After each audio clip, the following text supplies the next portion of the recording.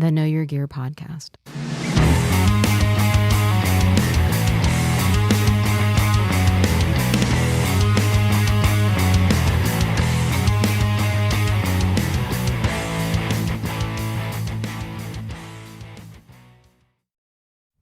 Hey everyone, welcome to the Know Your Gear podcast for June 12th.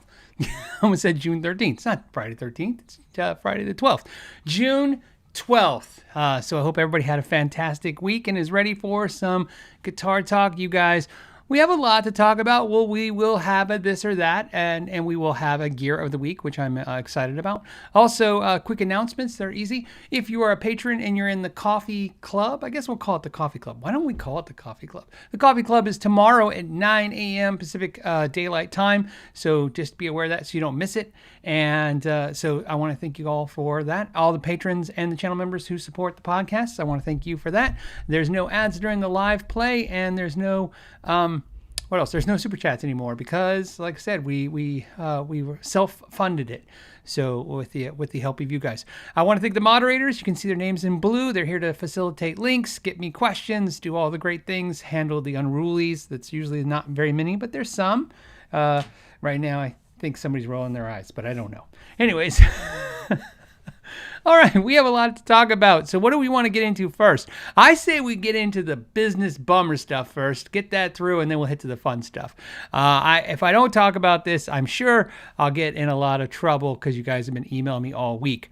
So if you guys hadn't heard, Dean Guitars, which is Armadillo, the parent company, has filed for a Chapter 11 bankruptcy.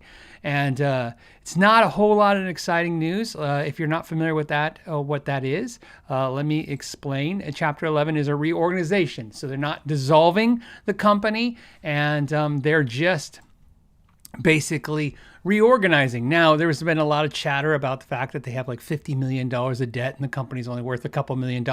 But instead of guessing, let me tell you exactly what Dean is saying to the dealers and the vendors, which is very important. So here is exactly what this is from Dean Guitars. This is their letter. Dear valued partner, today we are announcing that Armadillo Enterprise, not the rental car company, voluntary filed for reorganization under the Chapter 11. We are reaching out to you directly, so you hear it from us first. Okay, so here's the nitty-gritty, guys. The Chapter 11 is a court-supervised reorganization that lets us strengthen our financial position while continuing to operate normally. This is very important because sometimes you don't know how it's going to go, but basically, we'll keep going. We are open, we are shipping, and it is business as usual. Your existing orders will be fulfilled, your dealer account continues unchanged, and your warranty support for Dean, Luna, and D-Drum products remains fully in place. In fact, on the first day of the case, the court entered an order authorizing us to operate our business as usual, which includes maintaining dealer relationships without interruption.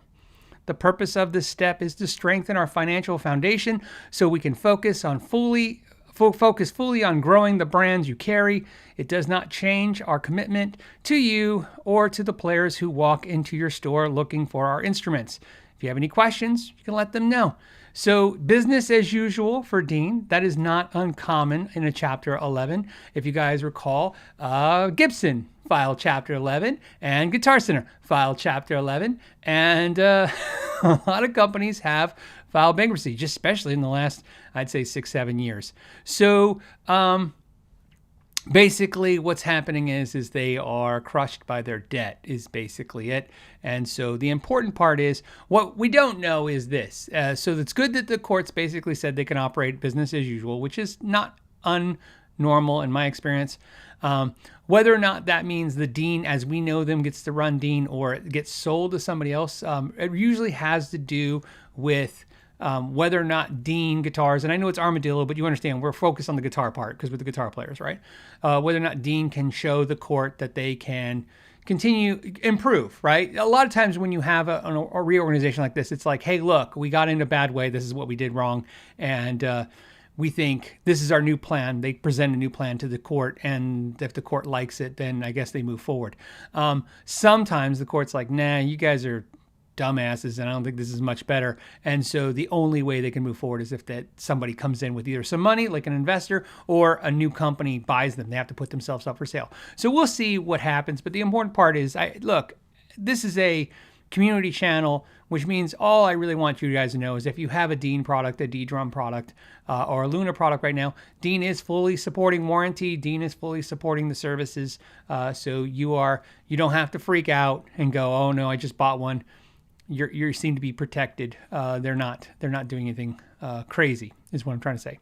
Now, this is a discussion that I'm just going to keep talking about because I've been talking about it now for 8 years, which is, I don't have a lot of good things to say. I like Dean guitars as much as the next person. I think it's more, important to the metal community now than it was to the blues community or the rock community as much, but there's still a lot of old school rock and blues people who love Dean and all the Cadillacs and all those cool guitars. Obviously the Dimebag Darrell fans are huge fans of Dean. Not so much lately since they've been fighting with the estate, and that's another problem that they keep fighting, which is pretty sad too. But as I told you last couple of weeks with all these companies like Fender and everybody, this is a very litigious industry. They just like to fight all the time. And I'm not saying they don't have a right to or they shouldn't. I'm just saying it happens a lot. It's not isolated to just a few. But, I do feel bad when companies are in distress. But I got to tell you, I'll never forget. And Dean wasn't one of these companies. So, I'm not specifically talking about them. But I'll never forget doing what I do over COVID and every company basically telling me how amazing they're selling and how great it is and I remember every company saying, and we're going to raise the prices and we're going to take this away and we're going to make the dealers buy more and we're going to tell the customer, if you don't like it, then this is how it comes. And it was like, I'd always say, well, everyone's doing really good right now. They're like, we're killing it. And I go, everyone's killing it. It's a bull market. Literally, even the idiots are cashing money left and right. And all these companies, they came out of that boom. And now we see G&L gone, and we see Hofner is now been sold to Thomann, if you haven't seen that. Hofner, and a bankruptcy as well. All these companies, and I'm not saying it could have been avoided, but man, to see them all have record sales for 2 and 3 years straight, it seems so strange that they couldn't get that shit together. But that's where we're at. I thought I'd give you the update, but more importantly, since I had one of those letters, I thought I'd share with you since everybody keeps speculating what they're doing. I don't have to speculate. They told everybody. They told the dealers and the vendors. So, that's how I got the letter.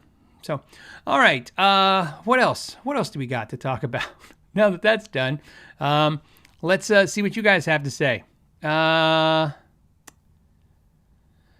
Jeff wants to know, Phil, do you think Fender would have sent a cease and desist letter to G&L if they were still making guitars? Absolutely. I don't think they would have hesitated 1 second. So, Fender.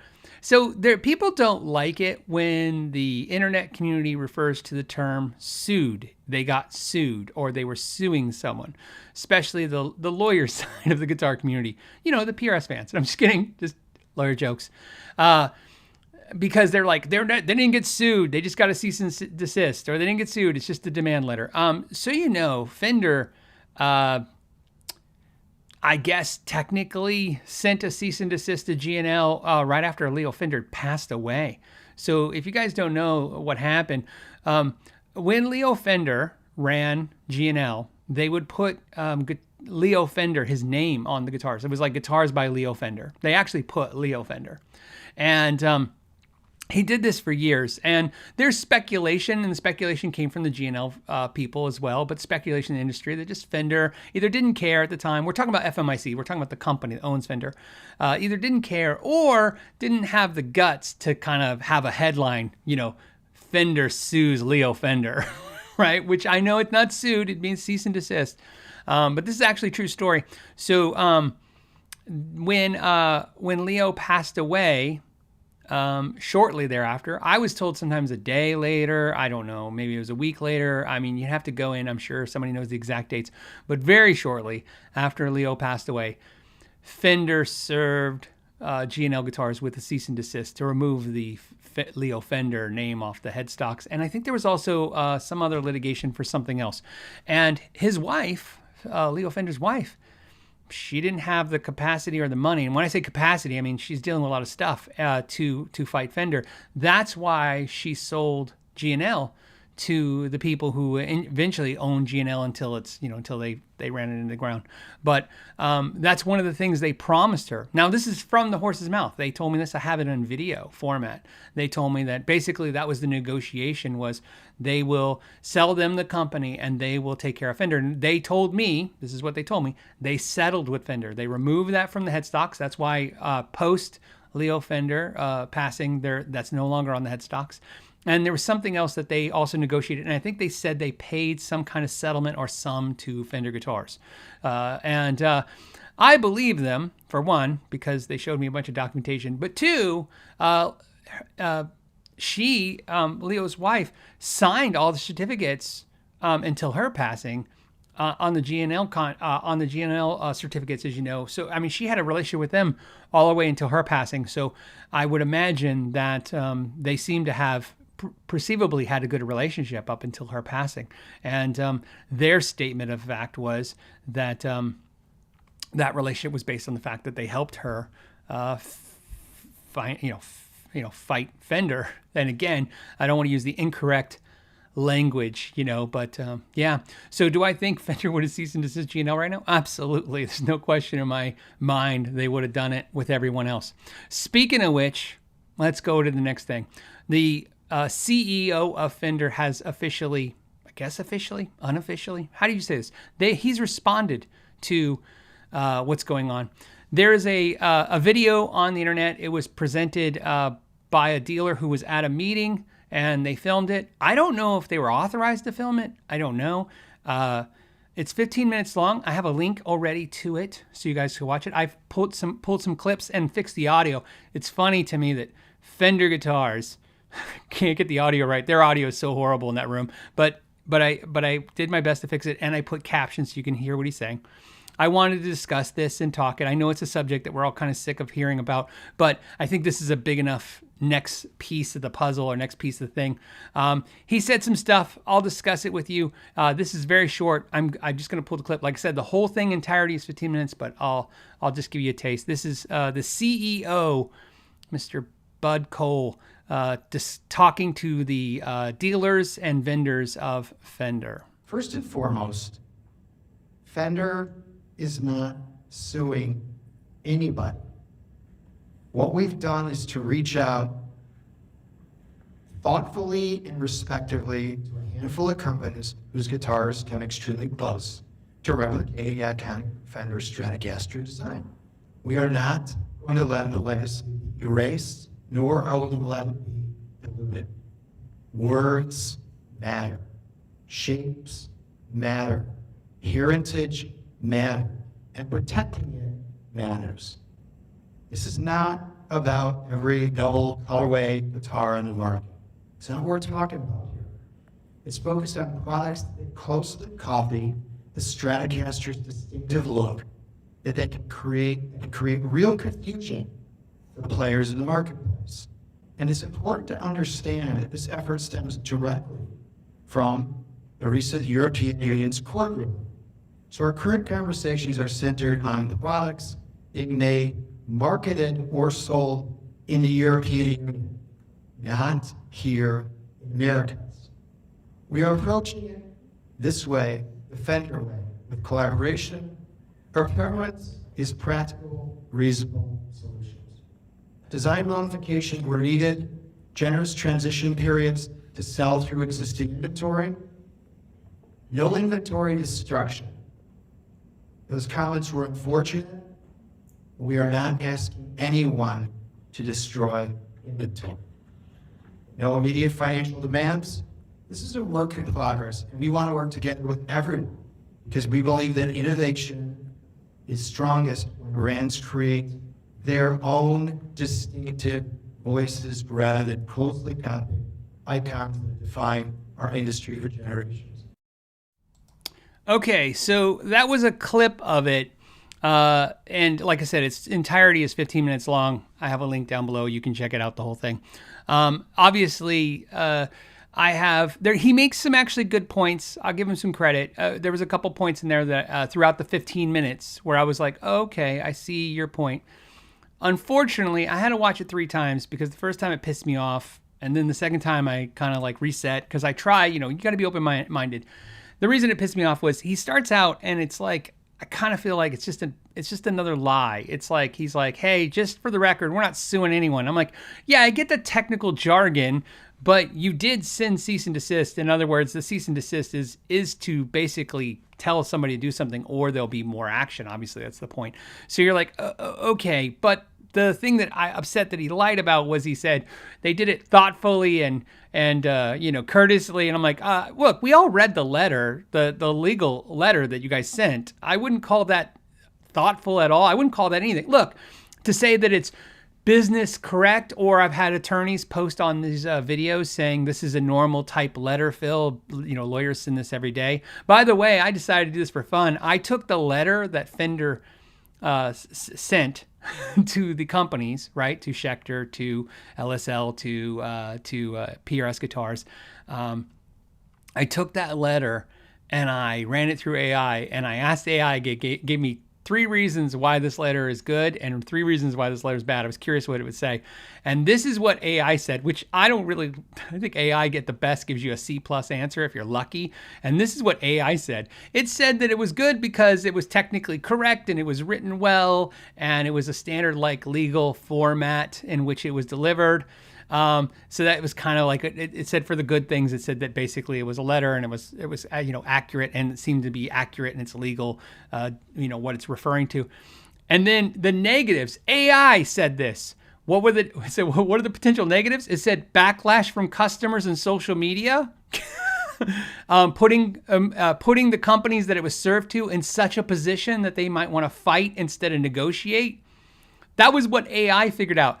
These attorneys are supposed to be one of the biggest law firms in the world, supposed to be super smart. And AI was already going, hey, look, this letter might upset a lot of people, including getting all these companies riled up to fight instead of negotiate. And so I think that not acknowledging, and I said that last time when Fender put out their public PR thing to Guitar World, I think not acknowledging that the way this came across is what we were upset about. Everybody's going to argue for ages about whether or not Fender has the right to defend their IP or not. And I've heard all the arguments, and that's still a separate discussion.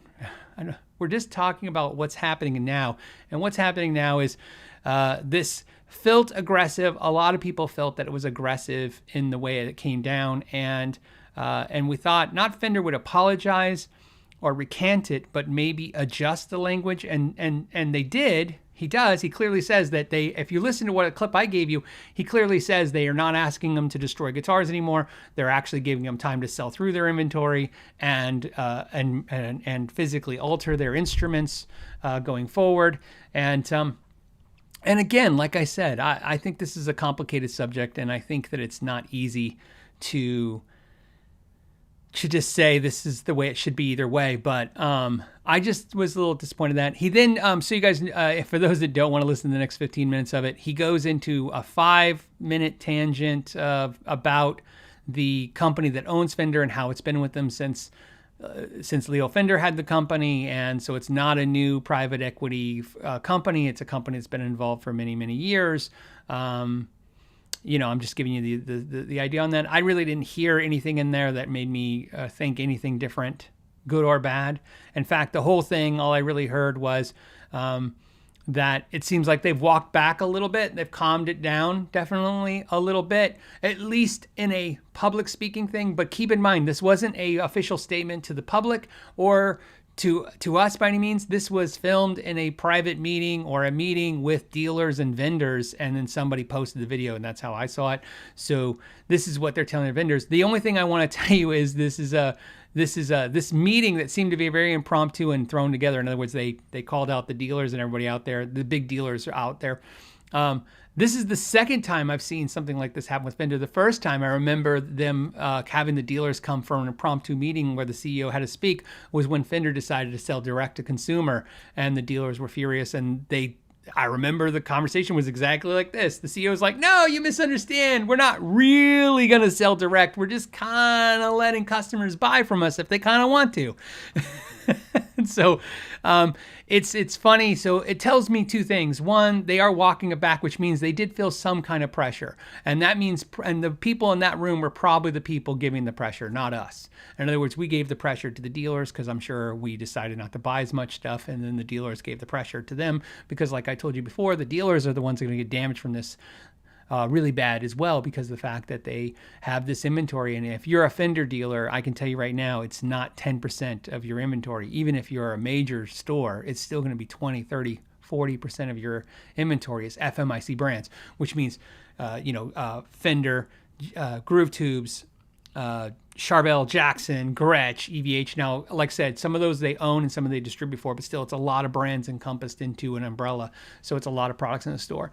But I thought I'd share that and then give you my honest take on it. My honest take was at least it's some movement in a direction of hearing him say he wants to work with companies. Another thing I didn't love was he basically, I forget how he words it, but you'd have to go back and listen again. But when he says that we're only talking about Europe and not the Americas, he basically alludes right now. He does kind of say a caveat in there, and that's why I had the text put in there so you guys could see it. He doesn't say, I forget what he says. He says currently, that's what he says. Currently, this is only for Europe. We're not talking about the Americas. And to me, the caveat of saying currently is, because if you watch it, he's obviously not very good at public speaking. And I mean that not to be rude to him.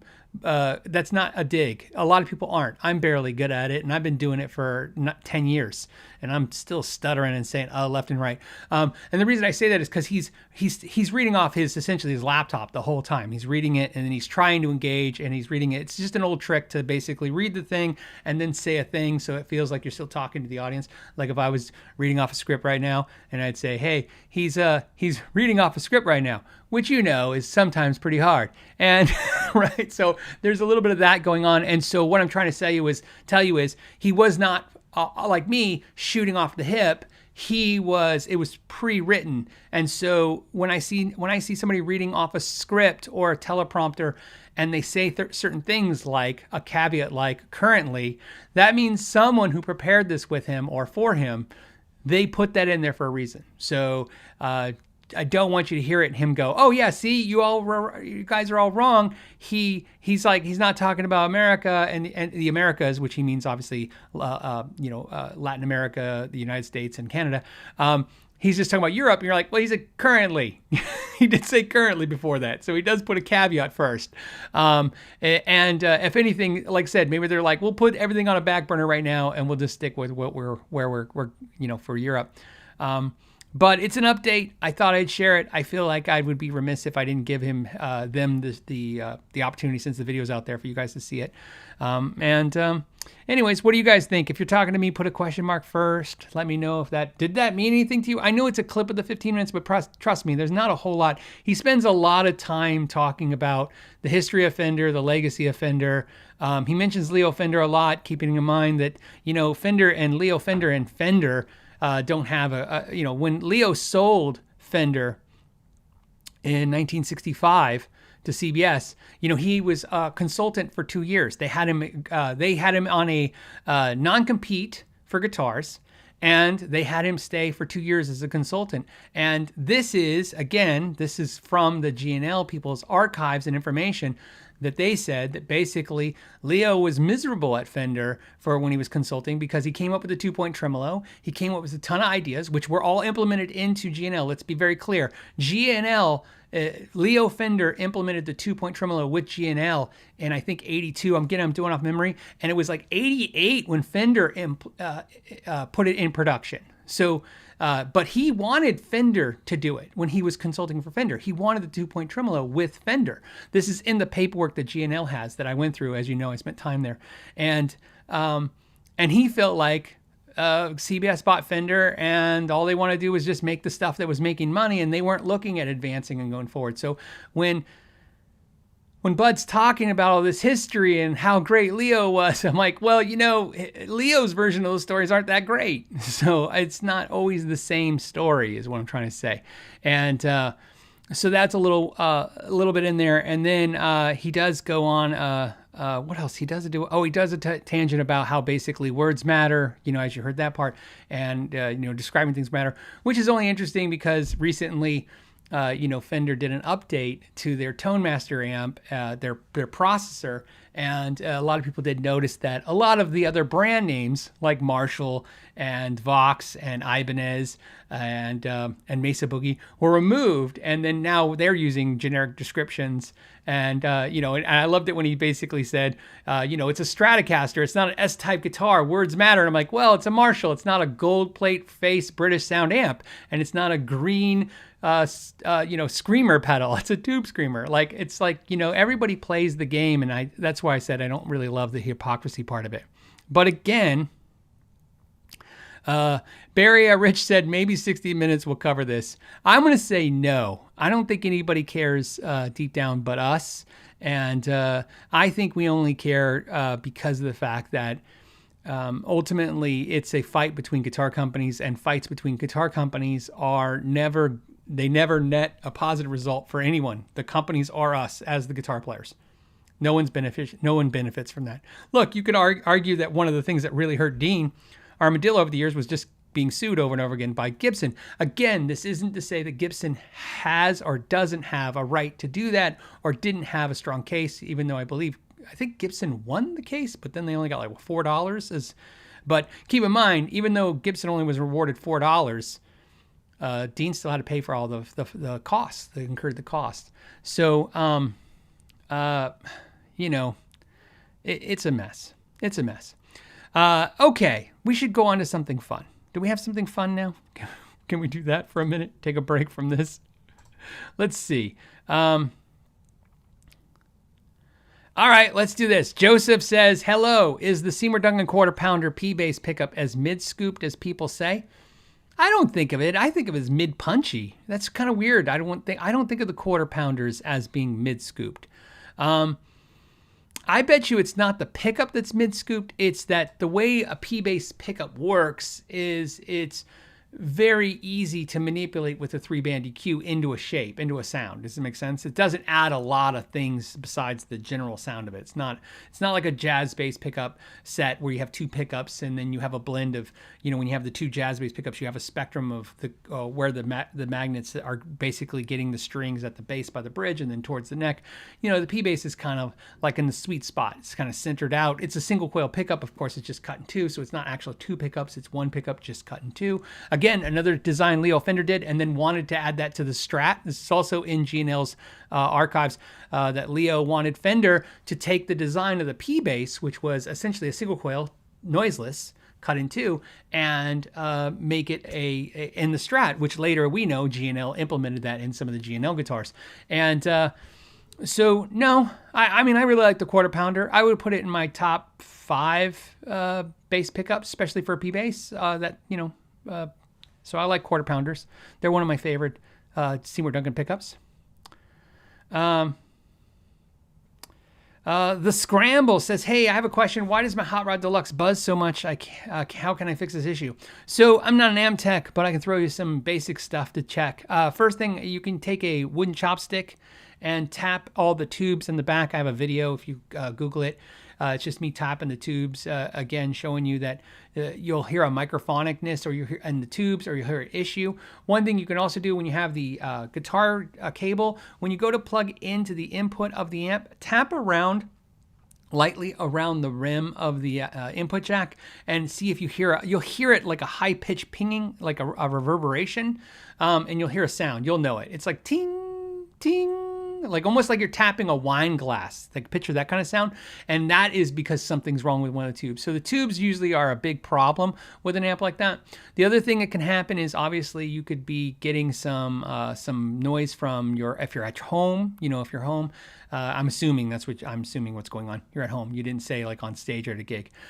So maybe you need to power condition your electricity. One thing that I always tell people to do, one thing you do at home if you want to test an amp and you're trying to figure out how much of the noise or problem is coming from the electricity in your wall, is to try a different breaker in your, so you want to go to a different room. One thing I like to do is, especially sometimes, is you don't know if your refrigerator, especially if you're in a smaller home or an apartment, the refrigerator can be right in there, and that refrigerator is like, bars and blenders are problems. If you ever been in a bar playing a gig and the bartenders hit the blenders and it's like, oh, that stuff's coming right through my amp.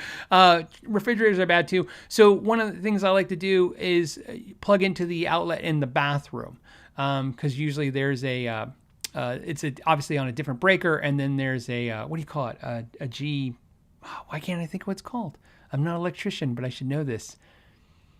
It means it has a little breaker, little fuse, but more importantly, it just means you're on a different breaker. So that's something I would say too. Keep in mind also, with the modern invention of LED lights, like I have LED lights in here, they are a nightmare for amplifiers. Tube amplifiers and LED lights are very noisy. Your phone is also very noisy. Thank you, GFI. Thank you, Susan. I don't know why I can't think of that. My father-in-law is a superintendent for electrical company. He's been an electrician since I've known him since I was like 13. I can't believe I forgot that. I'm sure I'll have to hear some crap about it next week. But anyways, yeah, and phones are a nightmare, so keep them away from the unit. Also, another thing that's going to cause you problems is that amplifier, because it's a kind of a beefy amplifier, beefy meaning it's got a pretty good sized transformer, especially if you're using it at home, you can't face that thing in any way, shape, or form. You need to spin yourself around and face away from it. So I always run my amps as backline. So I have an amp either always off to my side or behind me when I play guitar, because again, putting that guitar right in front of there. The other thing you could have is low quality guitar cables. And the reason I tell you all these things, and normally I would say, hey, you need to talk to somebody who actually repairs amps, but I would say do all those things before you talk to somebody who repairs amps, right? Those are all things that are very easy fixes, very economical, and you don't have to take it to an amp tech so that they can find a problem that may necessarily not be there, because again, the one thing that sucks about when you take an amp to an amp tech, unlike when you take a guitar to a guitar tech, it's hard to replicate the problem. So when you take a guitar and it's buzzing, you bring it to me, I look at it and I play it and it's going to buzz, because whether it was in your bedroom or in my shop, it buzzes. However, an amp, if the problem's in your house or your situation that you created in the room or adjacent things and you take it to them, they're not going to plug it in and go, oh, I don't hear anything, you're fine, take it back home. They're going to go, well, let me look into it. And they're going to keep chasing until they find a problem. And look, amps are problematic, so they'll probably find something. Whether it's legitimate or not. So depending on the quality of your amp tech. Scott wants to know, these are all from Amanda, by the way. Scott wants to know, hey, Phil, what do you think about wiring a telly with no tone control on the neck pickup? Just tone control on the bridge pickup. Thinking about trying this on my Player 2 Telecaster? Sure, you can do that. The idea would be that because it's in the circuit, it does change the sound. In other words, it dampens a little the high frequency a little bit, because it's getting more stuff in the circuit kills more highs. That's the best generically way to say that. So in your theory, you're thinking you'll put a tone control on the neck but not on the bridge, and so that's real common. Sometimes they'll put a true bypass switch. So, when I say true bypass, there are no load tone controls that you can get, and you feel them click at the end, and essentially they kind of come out of the circuit. And so you can do that without actually having to remove the entire tone control. I don't think it's a problem at all. Especially if you're not using the tone control on a guitar on the bridge. I'm conflicted about this all the time. Sometimes I just think I like one tone control and one volume knob for both pickups or three pickups, and then sometimes I really love having two volumes, two tones. I find that for the majority of the time I like having two volumes, two tones. I like having control, each pickup having its own controls. but there's just something fun about not having to think about it. So Haley says, hey, I can't join the coffee club tomorrow. Is there a wait list to do, or is there a wait list, or do you just have to get lucky when someone leaves? Oh, is it? So let me look. Because you think I know if it's full. Is it full? Because like I said, we open spaces. I'll tell you why in a second. I've talked about this in the past. Oh, that's right. They merged it now. So I can't see. So I can't see whether, oh, I can. If I go here, give me 1 second. And yeah, it's sold out. So I will add some spaces. I'll do it right now. And I'll tell you why in a second. And I'll tell you exactly how many spaces I'm going to add and why. Okay. I've talked about this before, about the upper tiers of the patron level. Because patron is more about me interacting with you guys, like through the coffee hang on Zoom, or the mid tier, which is about the clinics, or the $5 tier, the base tier, which is about the bonus podcast where it's live, which is with them. Because it's about my time giving it to you and other resources, which aren't super important. I do limit a lot of the patron spots because, again, I want to make sure that I can handle and do all the things that I'm supposed to do with them. We did a limited release for the mid-tier and above patrons. It was not specifically, we never do that because we're like, oh, because you guys pay a little bit more, we're going to do something great for you. It's because there's less of them, and so we can try something new. So the reason why we actually had the top tier capped off was because we had a limited amount of things we could send for this bonus thing that we were doing, this opportunity. I guess I'll call it opportunity. And so I just opened up 5 spots because here's what I don't want. I don't want anybody who pays for that membership to go and see a recent post I just posted in the last week and go, oh, can I get one of those too? And I'll be like, no. So we actually have 5. So if we open up 5 spots, I won't have to tell anybody no. I don't want you to pay money and then me go, oh yeah, I'm sorry, you're 5 minutes too late to get cool stuff if you want it. But yeah, it's Haley, so it's opened up. But anyways, you can always come the next time too. A lot of people have fun. I have fun. Tomorrow, I'm excited about tomorrow specifically for a ton of reasons. And I see Brian was already asking me to do that. So okay. Okay, this is Just Want to Shred.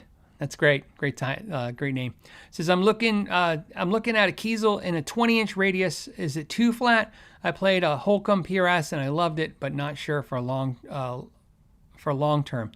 20-inch radius is fantastic. If you're a player, you just want to shred. You just want to shred. This is you. I'm not a shredder. I'm a chord player. If it wasn't, I can tell you right now, if I didn't have to fake some kind of lead crap sometimes on YouTube just to give people a taste of something that feels more complete, I'd just strum chords because that's what I would do if I was on stage. I like just playing chords. I like rhythm playing.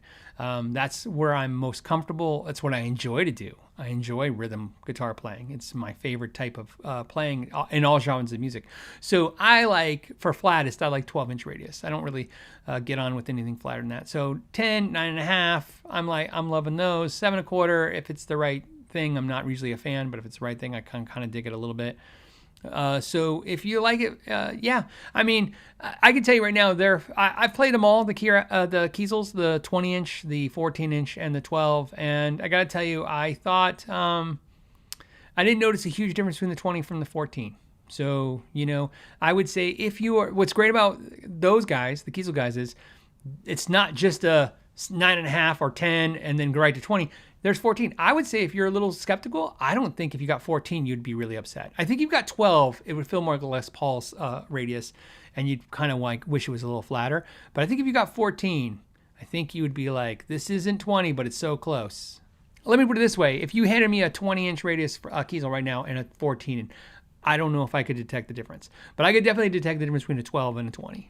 I would be able to play them and go, oh yeah, I like the 12 a little bit more. So just something to think about.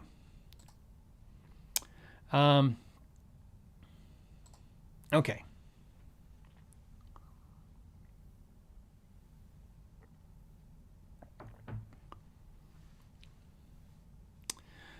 Mike says, hey, when I turn on my pedal board, some Boss pedals automatically power on, some don't. All mine power on. I've never seen anybody that don't.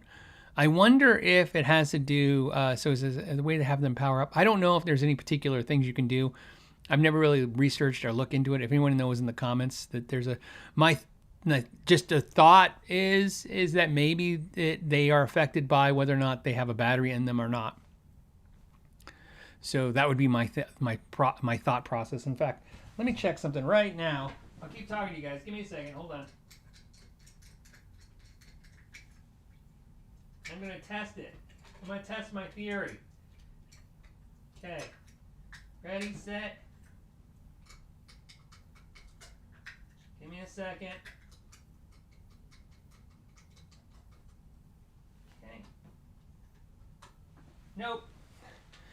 So mine always comes on when I power on every time, and it had a battery in it. I took the battery out. I just unplugged it and plugged it in, and it came right on. So I'm going to say, I don't know why they do that. Anyone knows?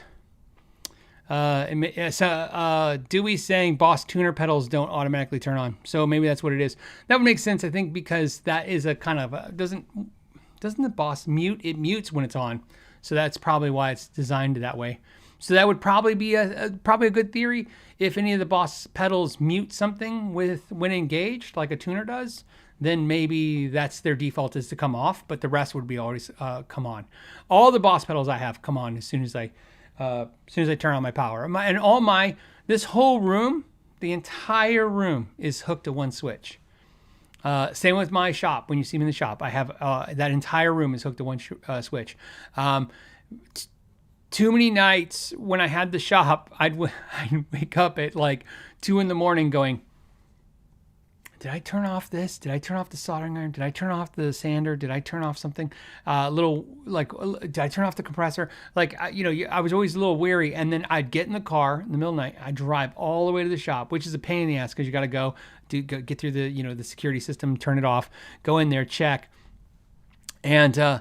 And then when we got the better camera system in the store, I would then go online on my app or, on my app on my phone and go, oh, can I see if it's on? It looks like, because everything was turned off. And so one day it just dawned on me that everything should be on one switch. And so if the lights are out, everything's out. So that's how it works in here. And how I do it, for those that are curious, is let me go. This is how I do it.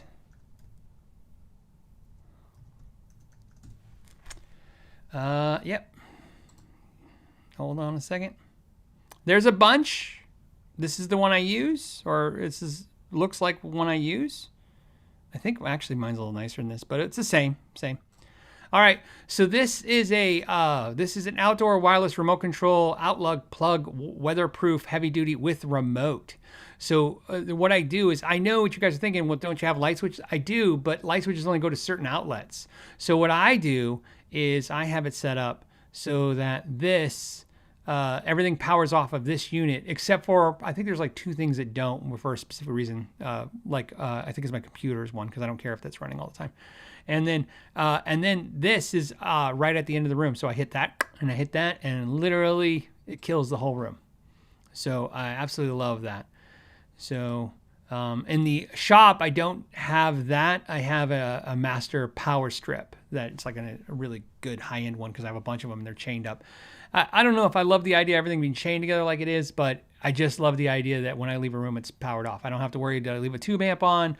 And in the shop, I don't have to worry if I left the soldering iron on. Even though I always make the attempts to turn off everything individually, it's one of those things when I leave, if I forgot something for some reason, that power switch, it kills everything. So yeah, that's what I suggest. Okay. All right, this one's from Tatman49. It says, hey Phil, I recently purchased a 2011 Fender Players road-worn Telecaster, and I would like to know your thoughts on how I could modify it for playing 80s hard rock, neck humbucker, bridge, single coil. Sure, you could put a mini humbucker in the bridge, or you could, I think it's routed in underneath the bridge, unfortunately, for the Tele shape pickup. So you'd have to route to get a humbucker in there, at least off memory. And so you would have to obviously change the bridge out to something that holds a humbucker. Me personally, I mean, you know, you could put a mini humbucker in there and I think it'd sound pretty good. Put a mini humbucker in the neck and call it a day. DiMarzio and Seymour Duncan both make quality stuff like that. So that's something I think about. And doesn't involve new bridges and routing and all kinds of craziness. You can just put it in there. And I've done a video, and you can watch it. I have a video where I compare all the mini humbuckers to the full-size humbuckers. And the end result is, you know, the mini humbucker never sounds the same as a full humbucker. It's close, but it's not there. But, you know, it also doesn't involve you having to buy a new bridge and route things and do stuff like that. So, this is from Chocolate Thunder. I'm going to say Thunder. It's because it's not all the letters are there. Chocolate Thunder says, "Hey Phil, long time lurker. Do you have any experience with the new Charvel Pro Mod Plus series or thoughts on the brand in general?" I have a Charvel. I've owned Charvel Pro Mods in the past. The current Charvel I own now is the Charvel DK24, which I absolutely love. I've liked every Charvel I've ever got, whether they are the Pro Mods or the made in Mexico's or the USA's. And I can almost say I regret every Charvel I've ever gotten rid of, in the idea that I always love Charvels. I don't know what it is. Charvels are a weird guitar for me because when I started playing guitar, Charvel was kind of out of favor already. To me, it's like when I started playing guitar, I think about this, I started playing guitar in 89. In 89, Ibanez is like, it's the thing, right? And Jackson's still there because it's still, at this point, no one's doing super strats. Everybody's doing like the new modern, carves like this. I'm pointing to a guitar with a modern carve, and which is harder lines. And so it's like, the Kramers were kind of out of favor. BC Rich is kind of starting to fall out of favor because it's like, it's a little bit, now it's going into the 90s era of metal, which is more Dream Theater and Skid Row, kind of thing, right? For that. And then, of course, then a month later, grunge came, and it doesn't matter anyways. But my point is, I didn't get a Charvel until much, much, much later. And it was one of those things where I was just, I just wasn't falling in love with Strats. I finally got a Strat when I was like 30, and I just didn't love it. And I didn't know what I was missing about it. And then it hit me one day, like, why not about a Charvel? And then I played a Charvel, and I'm like, this is amazing. This is like everything I don't love about Strats. so it's a flatter radius on the fretboard. It's, got humbuckers. It's, the neck's a little thinner. It plays great. So yeah.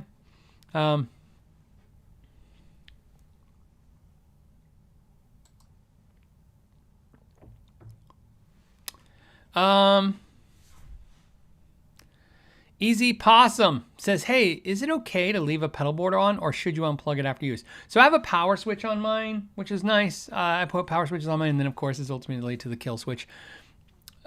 Here's what I can tell you. Just a thought for you. Basically, heat and friction are the things that destroy everything. It's like engineering 101. Heat and friction, and ironically, friction causes heat. Either one of those things, right? So, but not all friction is heat, because obviously water, if we see the Grand Canyon carved out by water, friction. So the philosophy I follow for all gear is anything that's causing heat or friction is wearing it down.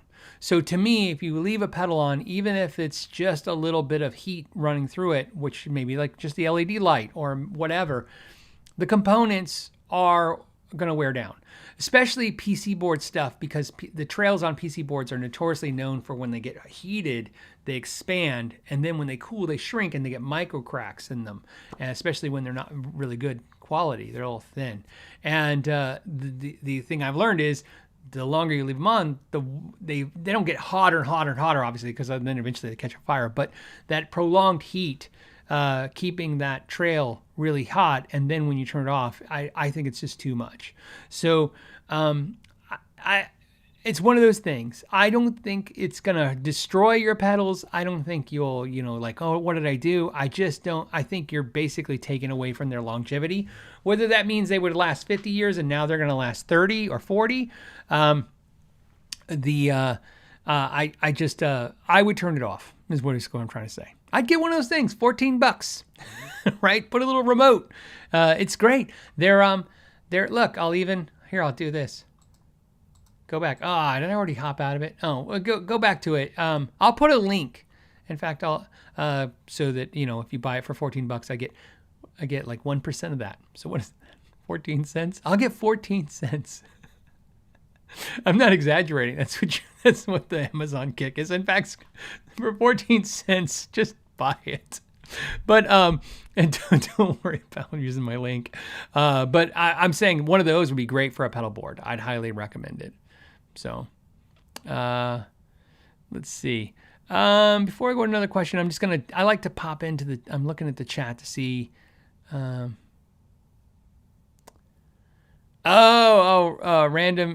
Random name says, Phil, I need you to move that Warwick somewhere where I can see it. Yeah, it's right there. I should have put it where there's a light on it too. I feel like it's in the shame spot. Sean Eric Brooks says Charvel is a tainted brand now that's a Fender associated. Yeah, I get it. I feel that way. I think it's, for me, again, never telling anybody what to think or say. This is all about sharing,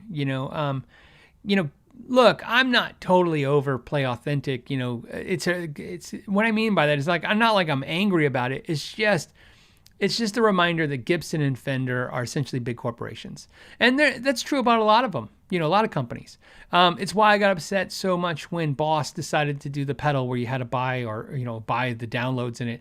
And some people will agree with me and some people are like, why are you making such a big deal out of it? And it's because, look, the best joke I ever heard about Fender is a guitar brand trying to sell you t-shirts. Right? And when I heard that, it's that reminder, and I've told this story many, many years ago, but so obviously before I gave totally up and I hired a trainer. By the way, I'm coming up on the 1 year mark being with the trainer. But anyways, I gave up and I hired a trainer and because I'm trying to get, I like everybody, just trying to get healthier, right? Trying to live as best you can, the best life you can. I decided I was going to ride bikes, and I hadn't rode bikes in forever and ever. And for those that are bike riders, you'll understand this. Bicyclists, you'll understand this. The rest of you will probably be like me in a second. So I decided, hey, look, I'm a middle-aged man with some means, and I'm going to go and buy a bicycle and get healthy, and I'm going to go and do this, And I went into a bike shop, a local bike shop. I walked in there, and I wasn't thinking. I wasn't thinking like walk in there and ask questions. I went in there and I was like almost like a lot of customers, like I think I know a thing when I don't, right? My favorite thing to say is just because you know a thing doesn't mean you know everything. So I walked in and I'll never forget this. The two sales guys are there and I said, hey, I'm looking for a bike. I want to buy a Schwinn. And they said, you should go to Walmart. And I go, no, I want a nice bike. I want a Schwinn. They go, yeah, dude, you should go to Walmart. Like they were like it was like so funny to me. I was like, what? And they're like, Schwinn's a Walmart brand. And I go, no, Schwinn's it's like, that's the bike. Like when I was a kid, we had BMXs, Diamonds, right? And, I had a Huffy. So I'd like to point out, I didn't have a BMX or Diamond. I had a Huffy. But my friends had BMX and Diamonds. But I was like, yeah, those, if you want a dirt bike, or dirt bike, you get a BMX or a Huff or a Diamond. And if you want a street bike, you get a Schwinn, right? And they were like, no.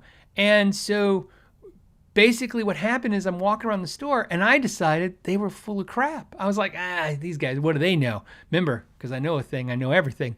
And so I get in my car and I drive to the next bicycle shop and I go in there and the same thing. They tell me the same thing. All the brands I know are just junk brands sold at the Walmart. And by the way, they're like $100. You can get a Schwinn for $100. And I was like, whoa.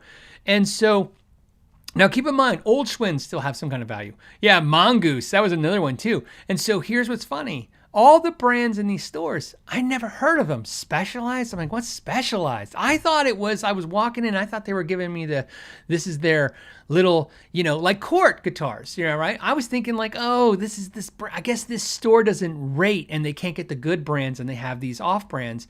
And in the bicycle world, what had happened is exactly what I think will ultimately happen in our world, which is the big brands become so big, they just become this, they basically start cannibalizing their brand, right?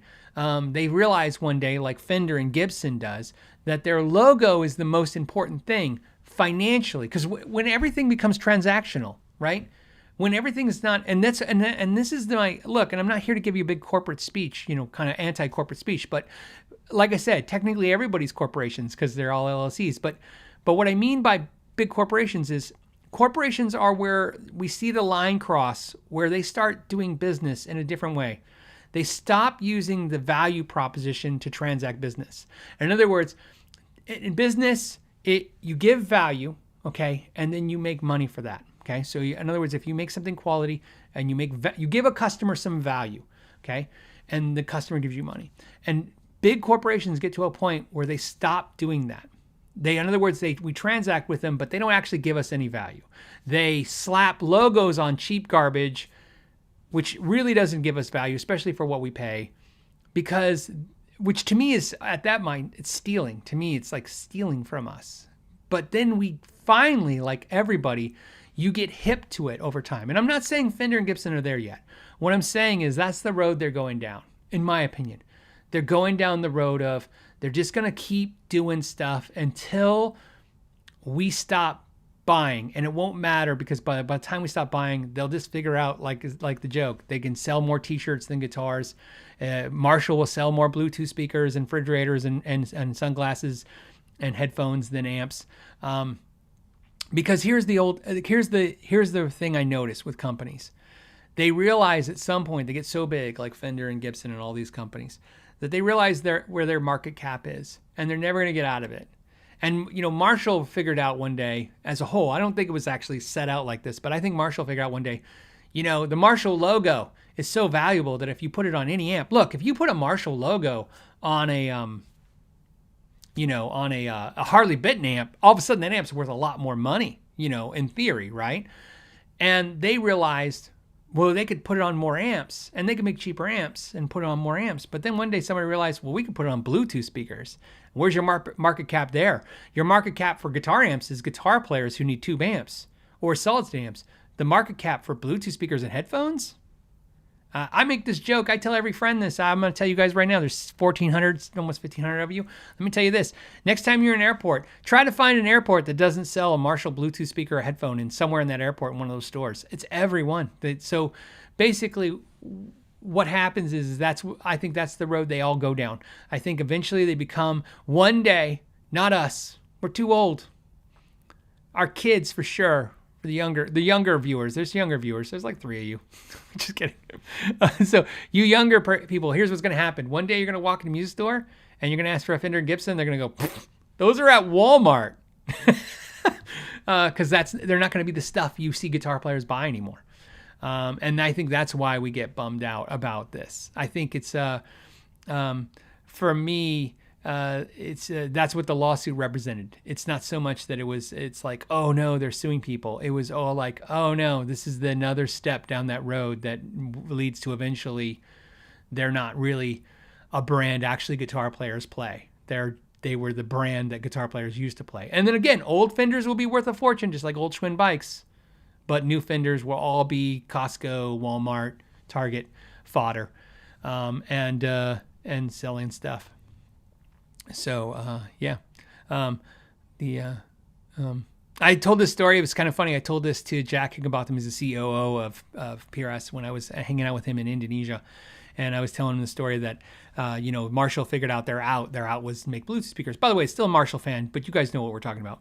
And I said, and then one day Gibson and Fender will make their out. And he goes, what do you think their out will be? And I go, I think Gibson, they'll sell barrels of whiskey. They'll sell whiskey. They'll figure out that bourbon, the Gibson bourbon is worth more than Gibson guitars. And he goes, are you serious? I go, I don't know. Why not? right? My joke was, I told him, I said, here's my joke. I said, I always have a Swiss Army knife. It's just something I always have. Hey, this one actually has my name on it. So anyways, I always have a Swiss Army knife on me at all times. And it's just something I always have, either that or a Leatherman.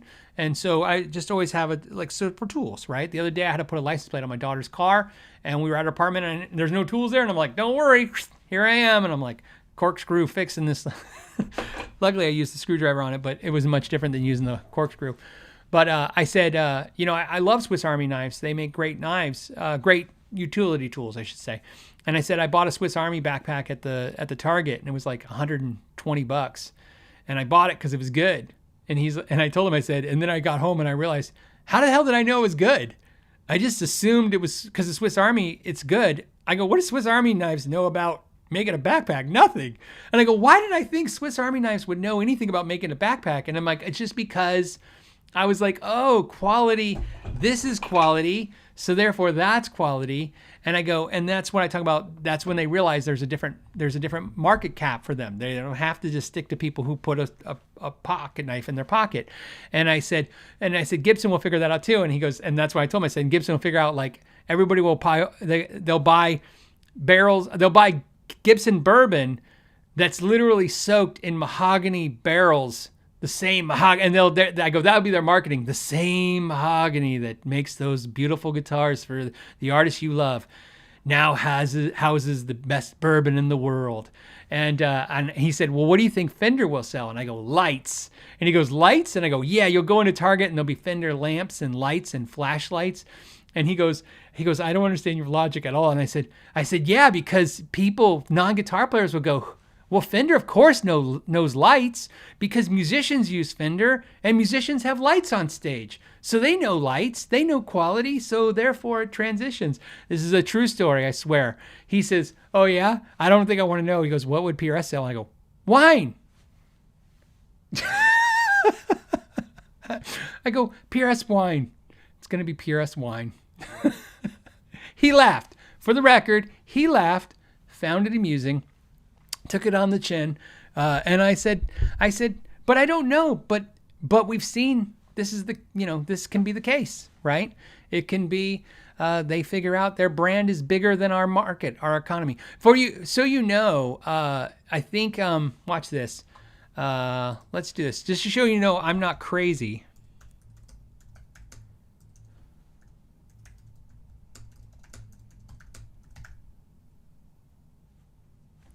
Hold on a second.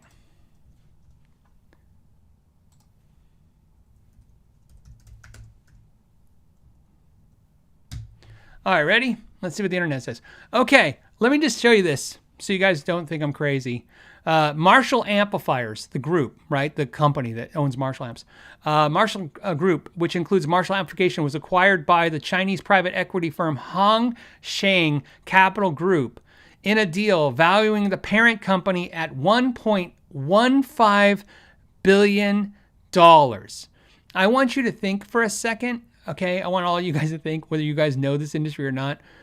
There is no amplifier company worth $1 billion. No guitar amplifier company worth $1 billion. None. There's no way. There's no way that you can tell me, and I don't even have to tell me. There's no way that Marshall amps can sell $1 billion worth of amps. It's just not. Think about this. Fender's not $1 billion company. Gibson's not $1 billion company. Fender is arguably the biggest amp maker in the world. They're not $1 billion company. They're up there. They're private, so no one knows where they're at, but they're not $1 billion company. My point is, so Gibson's worth $1 billion because of what I'm trying to tell you is that once they figure out they can get outside of us, these companies, outside of us guitar players, and actually sell to all the people who buy lots of stuff. It's why Rick Beato does 48 million views a month. Just so you guys know, just so you can comprehend that scale, if you took all the gear channels that have at least 100,000 subs combined, which is a lot, they don't do 48 million views a month. Not combined. There's no way. Rick Beato is single-handedly bigger than the guitar gear communities as channels.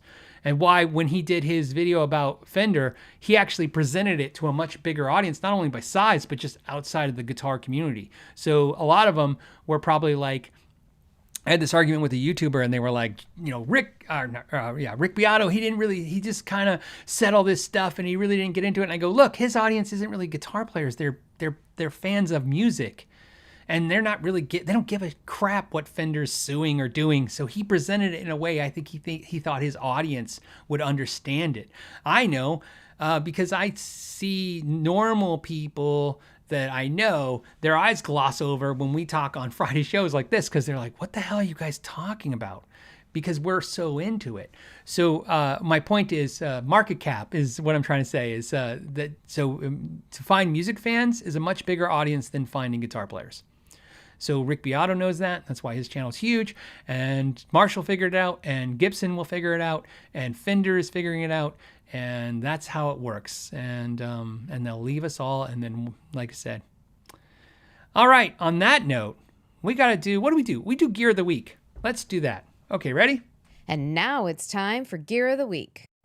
Okay, so this week's a little different. It's a piece of gear I wanted to share with you. I'm actually going to do probably a standalone video of this as well. I wanted to share this with you. It's something that I've been toying with, trying to figure out how to present it or talk about it. It's a piece of gear. And so let me give you the story behind it, because the Gear of the Week is not a guitar, it's an amp. I'm going to talk about this amp. And Gear of the Week has always been about, a little backstory or something interesting. So here's the story with this. I worked with this company for a few years. When I say work with, they reached out to me once, very small company, sent me a small amplifier. I did a video, did well. They sent another one. Then what happens, they try to level up, or they're trying to level up, and they sent another amp that's a little bit more involved than what they did before. And what happened was, they're a small builder, and I got the amp and I was going to do a video, and they were going to pay me to do the video, as it was a sponsored video. And I was like, great. And then what happened is, as you know, I interact with you guys so much that a couple people in the community were telling me that they had ordered amps from this company, but they weren't getting them. And it's because this company is literally a guy and his wife and his dog. Okay. I'm not exaggerating. It's like, hold on. I think it's like a guy. I think his son helps too. His stepson. Okay. So literally, this amplifier is David, his wife Brenda, and his stepson John, and their dogs. I knew there was dogs, okay? They have a lot of dogs. Wow, and some cats. They have a lot of dogs and cats. I don't think the dogs and cats are soldering, just so you know. But it's a very small company. When I first met him, he worked at a Home Depot, and he started making amplifiers on the side. And he became very good at it. And so anyways, I held back on the video because of the fact that I told him, I said, look, I have viewers that are still waiting for some of the product. I don't think we should be pushing a product. And he agreed, and he made sure that, he's like, yep, I'm getting those cinched up. I'll have them in a month or two. He did. So, he fulfilled what he said, and I didn't have to put any pressure. It was the conversation.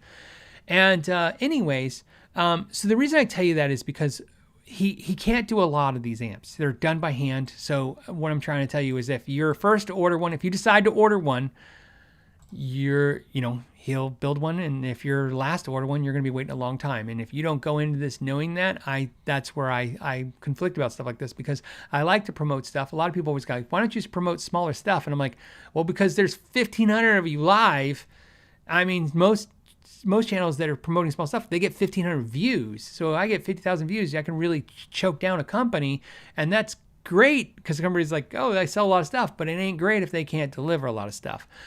So let me show you the amp. I'll talk about it in a second. So this amp is really cool. So the amp is D. Kowalski amps, and a lot of you even have one of his little half-watt amps. But what he did now that's really cool is he came out with a clone of a Dumble clone, and this is called the Enigma. It's a 10-watt amp. Now, what's interesting is it comes in two versions, okay? And originally he sent me the first version, which is this. So it's just the chassis. I'll show you mine in a second. And I was not a big fan of that. That was another thing I gave him pushback on. I'm like, I just don't like this idea. It is sealed on the bottom. It has rubber feet, but I go, I guess if you're an audiophile head, you might think this looks cool, but I really like having a box. So he ended up he doesn't do boxes, he does amplifiers. So he has Mojotone make this, which, by the way, Mojotone makes like most of the amp builders boxes.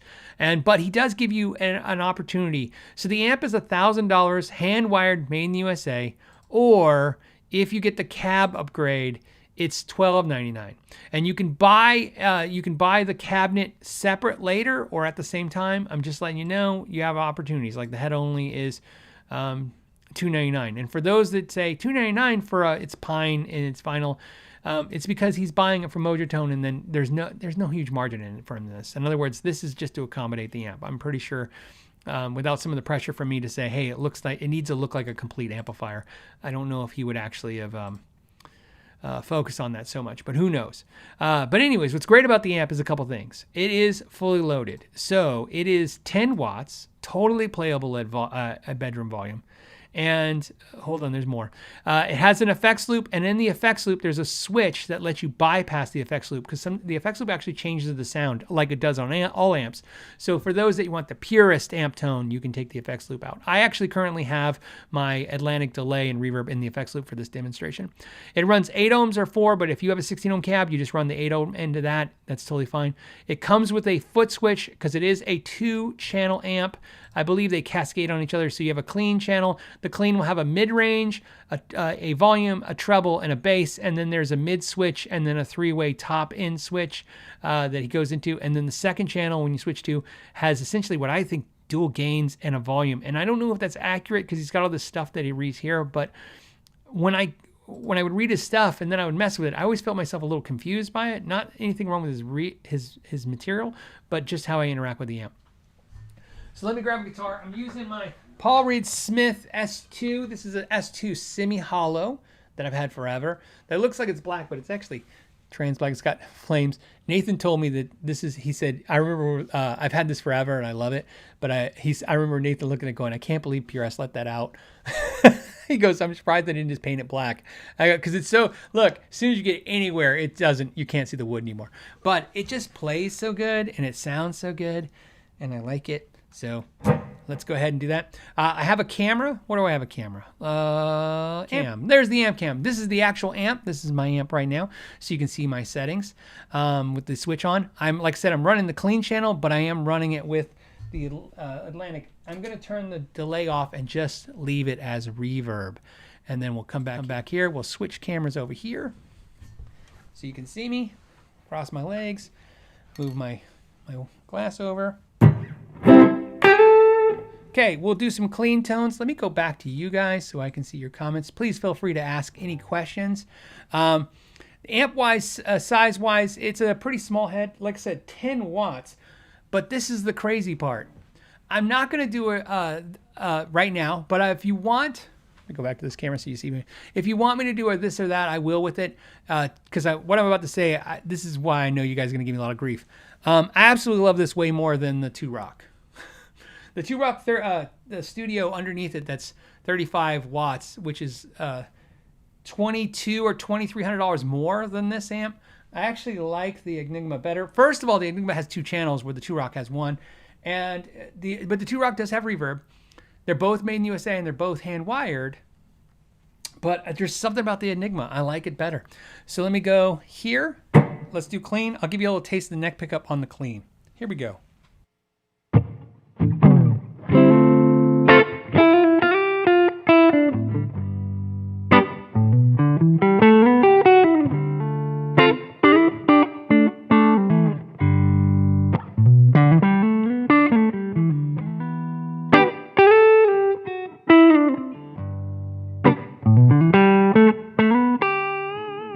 Now, what I like is it's clean, but it's got a lot of sustain. It feels really good. It's a really good amp. I think, considering that it's handmade by a person and their wife and their dogs, and hand wired point to point, $1,300 I think is a pretty reasonable price. And like I said, you could actually, if you guys know, if you want, you could buy it for $1,000 and then build your own head box. Because the way he does it, so you know, is there's a metal plate on the bottom of the amp. When you put it in the head box, you don't have to take that off. So let's go back to the clean. I'm going to coil split.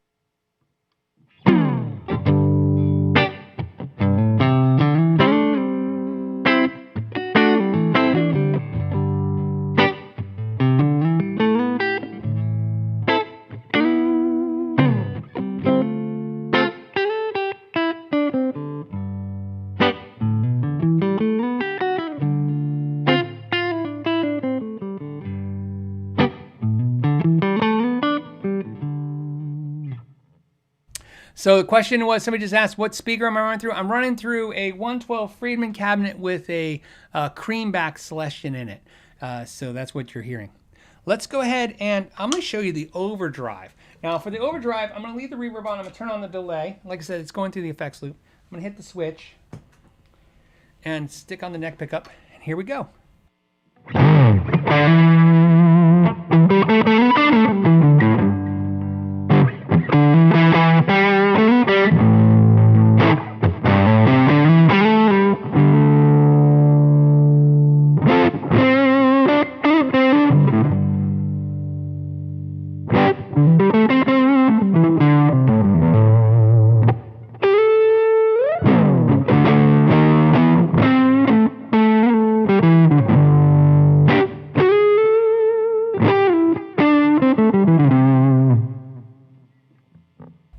I'm going to go to the bridge, and we'll hit a drum track. Here we go.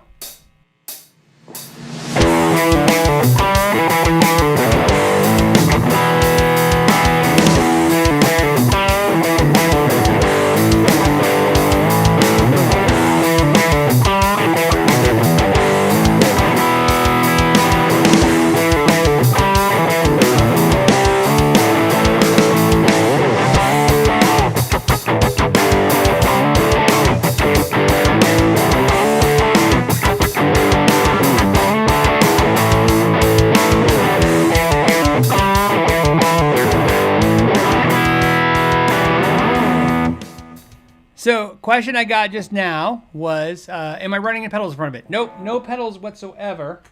This is just the amp. All you're hearing is the, I can pick it up, I guess. Let me see. This Atlantic, if I can get in here. There it is. Here it is. I'm running off a power battery block. So this is the Atlantic. Hold on. I'm going to lose my power. Okay, I'm running the Atlantic, just running reverb and delay. So that's all you're hearing in the effects loop of the amp. And there you go. All right, so go back to clean. So we're back on clean. Here we go.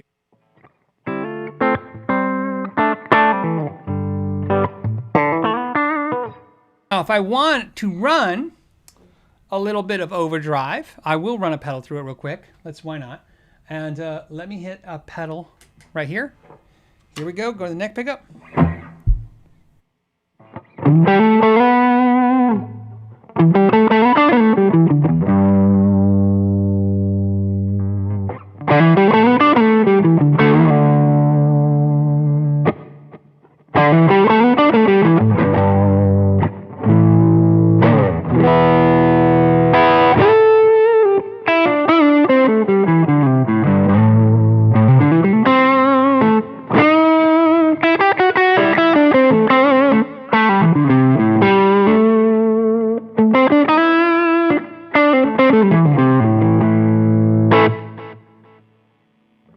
This will be a little fun. I'm going to show you guys. So this is just my mic, okay? The one I'm talking into right now, this mic. And you can hear how loud the amp is compared to my voice. So I've turned off the mic that's actually on the speaker.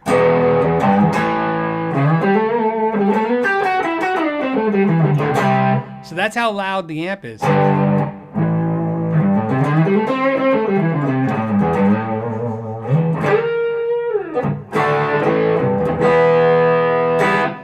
So I would say for volume purposes, I wouldn't say it's bedroom quiet by any means, but it does turn down very easy.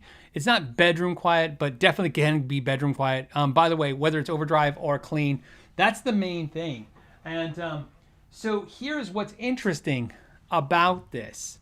I mentioned that it was a paid sponsored video, but I changed the video. What I mean by that is I told him not to pay me. So I'm not being paid for this video. And I'm still going to do an independent video. I just, you know what it is? I really love it. And I think he deserved to not, you know, to be, I wanted it to be the truth, which is I've had it now for months and months and months and months, been torturing it. And, you know, I like it. I like it enough. I told him, I said, you know what? Let's not do a sponsored video that way. And and I really like it. So that's just, I'm letting you know, that's what we decided to do. But I decided to give you guys a heads up, and I thought it'd be fun to talk about it because in the video it'll be about the amp. Obviously, it'll be a demonstration of the amp, but not the story behind it. So I'm giving you guys the story behind it and why it took so long. I've had this amp, I think when I looked on the way, I think I've had it since middle of last year. So almost a year.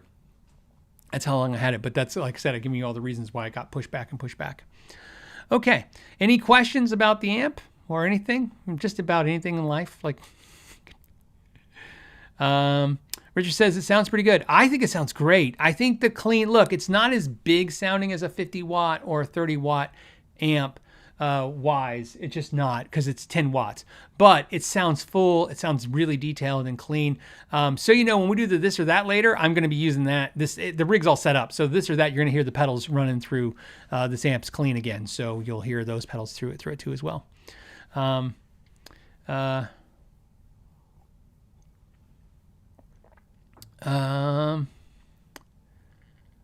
Let's see. Mr. Rowe says, listening to my Bose surround system as always. I love the sound of this, but I'm thinking it's proud of those low round pickups on the guitar. You mean low wound? So the pickups in the guitar are not stock. I should have mentioned that. I'm sorry. These aren't the stock pickups on the guitar. So Richard says, not a spot. No spot sponsor, but I bet the amp was free. Well, actually, it depends on how you argue that. See, the amp was supposed to be. See, I was supposed to get the amp and the payment, and I decided I didn't want the payment, and I'll just keep the amp. But I might just pay from the amp as well. I don't know yet. We'll see. I'll talk to him. Because again, it's not. When I originally took on this video, the idea was, like a lot of videos, just to make a video for the channel. I wasn't really looking for an amp. I already have all the amps I want. But the more I played it, the more I thought it's a really cool amp. But I don't know yet. But like I said, I'm just sharing the story with you. Let's see. I'm trying to understand this question. What is the dope? Wait, Amplified Nation? I don't understand the question. What is the dupe for Amplified Nation? So what tubes? It has one EL34 in it. So it has one power tube and two preamp tubes.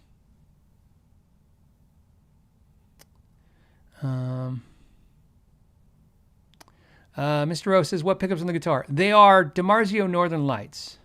That's what's in almost all my guitars. So Northern Lights are in the majority of my guitars, and then DiMarzio Northern Lights are what's, because I can only make so many of my own pickups, so now I have more DiMarzio Northern Lights in all the guitars. So that's what it's a Northern Lights and Northern Lights Plus in the bridge and neck position. The question was duplicate. Is that a duplicate Amplified Nation? It's the same Amplified Nation I've had for years, like 2 years now. If you guys know, I rotate that amp and the Marshall, and that's because usually that's just what I have over there. In the room, I usually always have about 3 or 4 amps in the room to mess with. So I usually have an amp over there. When somebody comes over and jams, they kind of sit on that chair over there and then jam through that amp, or I jam through that amp and then jam over an amp over here. So, Farmer Dan says, sounds like a nicer version of the Fender Blues Jr. I can see that. The overdrive on this amp is really nice. That's what he really nailed, which is really cool, because it's really tough. As you know, sometimes the overdrives on amps are, if they're too high gainy, they sound metal. If they're too low gain, they sound farty. So he did a really good job. So it's really cool. Okay. Somebody wants to know, what state is the amp? He makes them in Texas. So he hand wires them in Texas. And like I said, and his wife and his stepson and dogs and cats. I just like it because if you go to his About Me page, so you guys know, just so you know, About Me page, it's right here. It's right here. And it says, and they have their dogs and their cats. Like I said, these kind of companies, when you reach out to companies like this, you can always let them know I sent you. That's always nice. Because it lets him know that, it was the promotion he wanted worked. But like I said, you need to go into this with realistic expectations. And this is the reason why I sometimes like to have a video like this, because I find that every time I highlight a small builder, it works out great, except for eventually somebody tells me like, oh, I'm waiting forever for mine. And I'm like, yeah, it's because a channel this size can give them capacity real fast. In other words, if you can only make, 4 or 5 amps a month tops, if you can even do that many, and he gets 10 orders, it starts pushing things back. Okay. Any other questions before we move on? Yarbert says, in my experience, what pedal replicates the Marshall Plexi the best? So this is in my experience with Marshall Plexi pedals, it has to do with what you run them through. So you understand, like a Fender amp's kind of mid-scooped. So some Marshall Plexi amp pedals have more mid-range to them. So funny enough, like one of my favorite Marshall Plexi sounds is the Plexi Tone by Carl Martin. I have both versions of it, the big and the small, and I love them both. It's one of my favorite Plexi Tone pedals on the market. However, it is very particular about the amp it goes into. So if you go into an amp that's like a Morgan, which is going to be a Fender type clone for the PR12, some Morgans are like Vox clones. If you go into the Magnatone or if you go into a Fender amp, I find that you can get the Marshall sound out of it. However, if you were to plug it into, I think, a Vox amplifier, I would imagine that it would sound a lot more mid-present and you wouldn't love it as much, and you might want to go for like a Pedal Pal kind of pedal. The Pedal Pal ones will do really well for both a Fender style amp and more of a British voiced amp. But it is part of how, pedals are not just great, they work with stuff just like amps. So you got to find the right marriage of it. So I tend to like a lot of the Marshall sounding pedals that do really well with Fender style amps. Because then I get the best of both. Because really what I want is I want the amp to be really good clean and then run a Marshall overdrive through it. So, like, here's a good example. A lot of the Marshall Plexi style pedals, in my opinion, don't sound that great to my ears in any of the EVH 5150 amps on their clean channel. There's just something about those clean channels on the 5150 amps when you run Plexi style amps pedals through them. I just don't like it. It gets too harsh and too fizzy, just to my ears. Now, you can always massage them and use other pedals like EQ pedals and all that stuff. And it also has to do with, and this is the important part too, everything I'm giving you advice on is also, keep in mind, it's also about the volume you're playing at. I play at lower volumes. I do not play very loud. Like I always say, my family thinks I play loud. You guys would all think I'm not. You guys would all probably agree that I'm not very loud if you saw me playing. Let's see. Kate wants to know, what is that orange guitar with the black P90s? That is a Heritage hollow body with P90s, and there's a wrap on the strings to stop them from ringing. That'll probably be a video. I have a Collings hollow body and a Heritage hollow body video that I'm working on right now. Because of the fact I think it's cool. As you guys know, I like to put some guitars on the channel that you don't see a lot on YouTube channels. And also I like compare contrast. So I like, to have as many different brands on the channel as possible.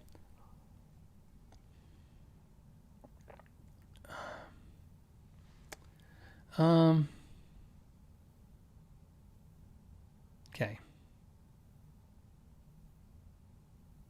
Michael wants to know, he heard that if it's too loud, you're too old. It's probably true. Yes. But so, I just got to a point where I realized you know what it is? I never really wanted to ever be loud. I was telling my wife this because, again, she's known me since high school years, right? Since junior high, but I mean, high school. And I was always loud. I was always in a rock band, and I was always playing with loud amps and half stacks and stuff. And I told her, and I said, it's not, I didn't get to an age, and then all of a sudden I turned down. The equipment got better, quiet. Because it was, and she used to, I would always, she would always tell me like, oh, it's really loud. Can you just turn it down a little bit? She'd come in and she's always, my wife's got a timer in her head. I know it. She doesn't say it, but it's true. Like I could play, like if I was cranking these amps and play right now, I could probably go for hours, but at some point she's going to come in and go, okay, can you turn it down a little bit? It's been like 4 hours, right? Because I'll play for hours and hours a day. So, I told her, I said, I used to tell her, like, I'd turn down and she's like, and I go, yeah, it doesn't sound good. And I'd always tell her that. And one day I told her when I was playing quieter now, she's like, well, you're playing not as loud as you used to. And I said, yeah, this is years ago. And I said, yeah, it's because I can, through the technology, through finessing, I can get better sounds quieter. Because sometimes like the amps, you guys know, all of a sudden the amp just hits that spot where it sounds great and you turn it down and then all of a sudden it sounds thinner again. And so now I feel like through attenuators, through pedals, the main reason I play pedals is to play quieter because I can get better sounds, much lower volumes with the pedals than I can the amps. There was a question and I grabbed it and it's from last week because so you guys know, I peruse the post week's shows and perused and grab comments. This was from Adam last week. Says, Phil, I only play very low volumes and with headphones using a Spark 2, but is it worth it for me to get a tube amp with an attenuator? I feel like I'm missing out. Is it worth it? I think it's a better overall sound, even with an attenuator, than digital product. But it depends on how low we are. At some volume, there's just no way you're going to get the tube to actually have any good sound. And that's just the reality of it. It depends. Kennedy put pedals mask the tone. What's funny is we'll probably do that soon, and you'll probably find it'll be interesting to see what you guys all find. I find that I've said this before. I'll say it. It's a broken record. Gear is for the musician, not the audience. You guys can't tell. I know I've done enough content over a decade to tell what people can actually tell and not tell listening to.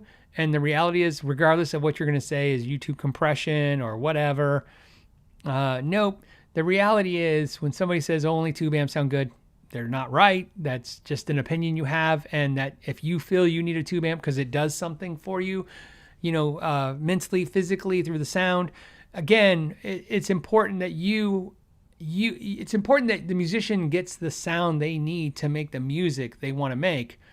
But the argument that somehow only one thing sounds good, that's really you, right? So a perfect example is if some musician like Ty Tabor says, I can do Orange Crushes and just make it sound good, he can. That's just the truth of it. So if somebody told me that you could take a Spark amp and plug it in and play an arena, you can. It's absolutely, all things can be accomplished because keep in mind, it's your job to make it sound good.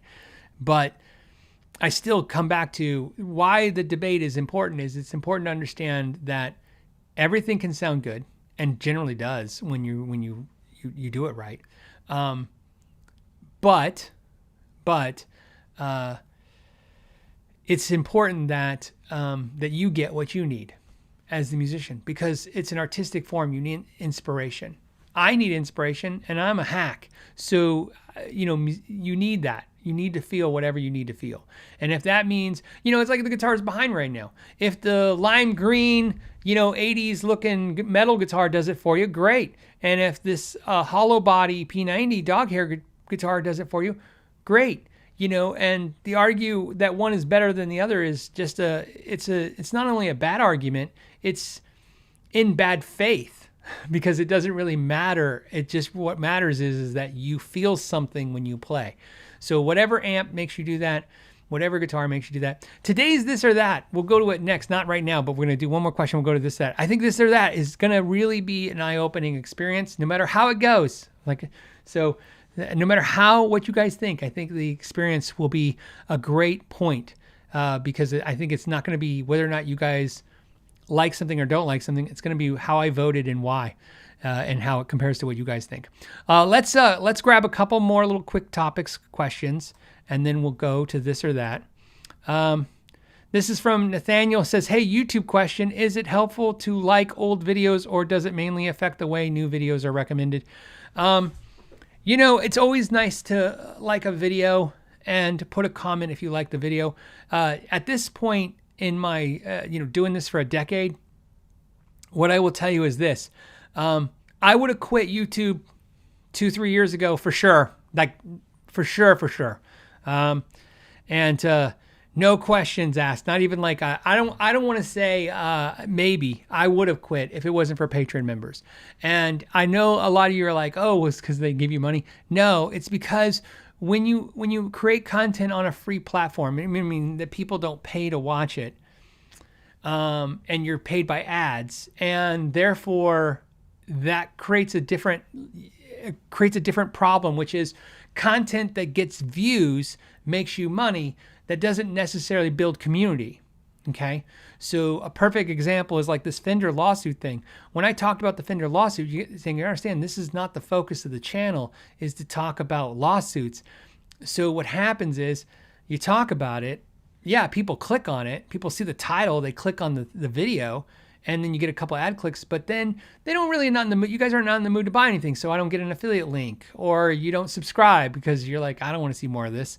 So there's goods and bads to everything, but I will tell you that if you really give a crap in any way, if you're really actually asking because you care, liking a video and putting a comment, a positive thing, letting a creator know that you like something of theirs, whether they have 500 subscribers or 5,000 or 500,000 or a million, is always a nice thing. Because keep in mind, if with the patrons, what happened with me was I would hang out with the patrons every month, and I would tell myself, well, no one even cares. I should just stop making this stuff. And when I say no one cares, I mean, you know, the Fender lawsuit thing will get more clicks than if I spend 4 days making a really nice deep dive video that I care about and I hope you care about. And then you get defeated. And then sometimes when you see the patrons, you go, oh, well, it's people supporting the channel. If they support the channel, maybe there's a reason to be here. And so what I'm saying is, even though the patrons are the main driver for me mentally that kept me going, it is also the likes. It is also not so much the subscribes. Subscribes are nice, but the likes, the positive comments, those are great. Especially since you need. I look. All content creators are going to tell you something different. I don't care about them and what they say in their world. Let me just tell you this. I need at least I feel like emotionally I need at least 10 positive comments for every one negative, because the negatives are so heavy. I read the negative ones. I'm like, oh, it's so bad. Oh my God, it's horrible. You know, it's like it's never ending. One week you get a death threat. One week you get somebody's. So if you want to like a video, it's great. If you want to like a video because you think it's going to get more views and somehow that monetizes everything, I'm going to tell you right now, the monetized thing either happens or doesn't happen, and I don't think there's anything you or I can do about that. But I definitely like. That you asked the question and the idea that, you know, it's a good idea. And especially smaller creators, even give them even more love, because at some point I was very lucky. My channel blew up very quickly, especially in even today's standards, very quickly. And what I mean by blew up, I mean, there was money coming in from YouTube. So at some point, like, I'll just tell you this, and it's because it's on the back half, I'll just tell you, one of the things that ever happened to me was I was in the passenger car. I was in the passenger side of my wife's car, and we were driving. I don't know where we were driving. We were driving somewhere, right? Nowhere important. And somebody put a comment, and I started laughing. I just laughed, and I kept laughing, right? And Shauna was like, what? Because she thought, like, maybe I saw on Instagram, like, it's a cat video. Is it funny cat? I'm like, and I said, this guy's lighting me up on this comment. And he said, you really suck at this. Don't quit your day job. And I was laughing, and she goes, and I tell her, and she goes, why are you laughing? And I said, because 2 years ago I would hear that. And I said, I told her, this is what I told her. I said, when I started making YouTube videos, everybody said, you suck, you should quit. And I didn't. And then the channel got bigger. And then somebody said, you should suck and you should quit. And I didn't. And then the channel got bigger. And I go, and here's the thing. At some point when somebody says, hey, you suck, you don't quit your day job, I'm like, this is my day job. And I told her, I go, I don't think they understand this is the day job. And I go, and I'm laughing because this is my day job. Like, I told her, I go, if they really knew that, they'd probably even be more mad than they are now. Right? And so the reason I tell you that is, a lot of small channels, when you're like me, when you're starting and there's no monetary value on the back end and it's just all work and all the comments are negative, man, it's really defeating. So I'm sorry I went down that tirade, but it's always good to talk about.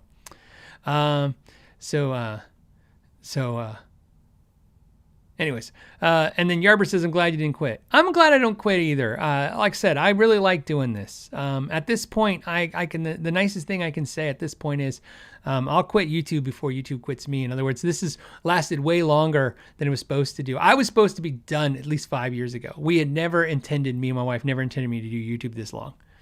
I had so at this point, no matter what happens next, my wife will tell you the same thing. She's like, whatever happens now, it's already happened way longer than it was supposed to. The funny thing is, I don't remember when it happened. Okay, I don't remember, and I wish I could, but at some point, my friends and family and everyone who knew me stopped saying 15 minutes of fame. When I started my YouTube channel and people started watching, everybody would say, hey, enjoy your 15 minutes of fame. It's not going to last. It's not going to last. Enjoy your 15 minutes of fame. And I'd always agree. I'm like, I know. It's probably going to be over tomorrow. It's probably over tomorrow. No one's going to watch anymore. It's over tomorrow. And now I'm like a decade in. And I'm like, and no one's, and then one day I just woke up and realized, wow, no one said it to me in a long time. So I'm like, well, then whenever it ends, it ends.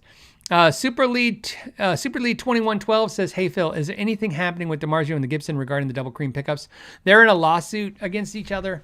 So that's what's happening. If you guys don't know, what's happening is DiMarzio Pickups owns 2 trademarks. They own a trademark on the name PAF 36th Anniversary, or PAF, as my joke goes, PAF, because it's not P.A.F, it's PAF.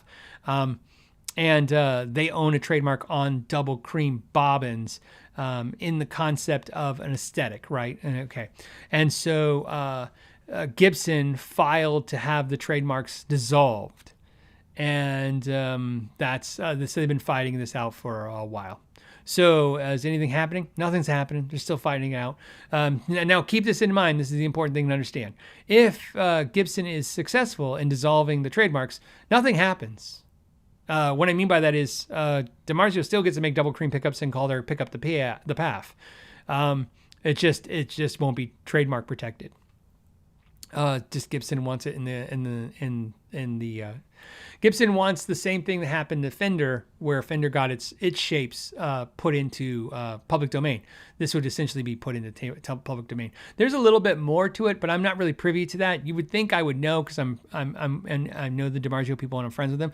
But I think you guys don't understand sometimes. Like, that's not a lot of what we talk about. What I mean by that, not we meaning DiMarzio, I mean like Kiesel guys. When I talk to Jeff Kiesel, we're not talking about stuff like this. We talk about guitars. So the last conversation I had with Larry DiMarzio, we were talking about guitars from the 80s, and sometimes we spend a lot of time talking about ad campaigns in guitar world from the 80s and 90s and how iconic they were. So TMR Guitar Works says, Phil, if you were to send a Gibson Les Paul R9 to historic makeovers, would you have them refret with stainless steel or try to keep it period correct? I know how you feel about stainless steel frets. I have a Gibson R9. I would not refret it with stainless steel frets unless I had to refret it myself, because like I said, I only refret with stainless steel frets now just because it's easier, cost-wise and time-wise for me, because I just bought stainless steel frets in bulk, and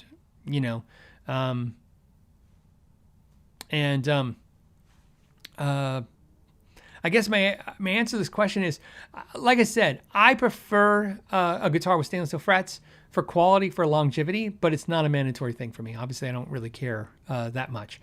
I don't refret all these guitars. But like behind me, let's see, two guitars behind me have stainless steel frets. That's it. So think about that. So there's 2 acoustics. Those are nickel silvers. The G&L's nickel silver. The Fender's nickel silver. The Heritage's, both Heritage's nickel silver. The Framus. The Warwick behind me is Church Bell Brass. It's basically Evo Gold, basically. So I will tell you this: if given a choice for frets, which is a lot of times I'm given the choice when I'm doing a project with somebody. jescar fret wire is my favorite fret wire. So whether it's nickel silver or stainless steel, it's just like quality fret wire. My favorite thing for me personally is, and by the way, Dunlop makes good fret wire too. I have no problem with Dunlop fret wire, but I like jescar the best quality wise. But I enjoy when a company, more so than when a company uses, so if you gave me a choice right now, a company, let's say a new guitar company, because there's always a new one every week. Let's say a new company comes out and they say they have stainless steel frets, and the other company says they use jescar nickel silver. I would prefer the jescar nickel silver. Here's why. I like it when companies tell me where the fret wire comes from, more so than what it's made out of. Because I trust certain makers of things more so than the actual materials.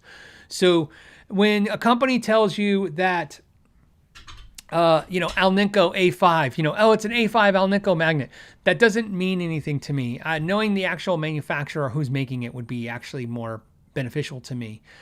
So it's just no different than when a company says these have Seymour Duncan pickups in the guitar and has Goto tuning keys.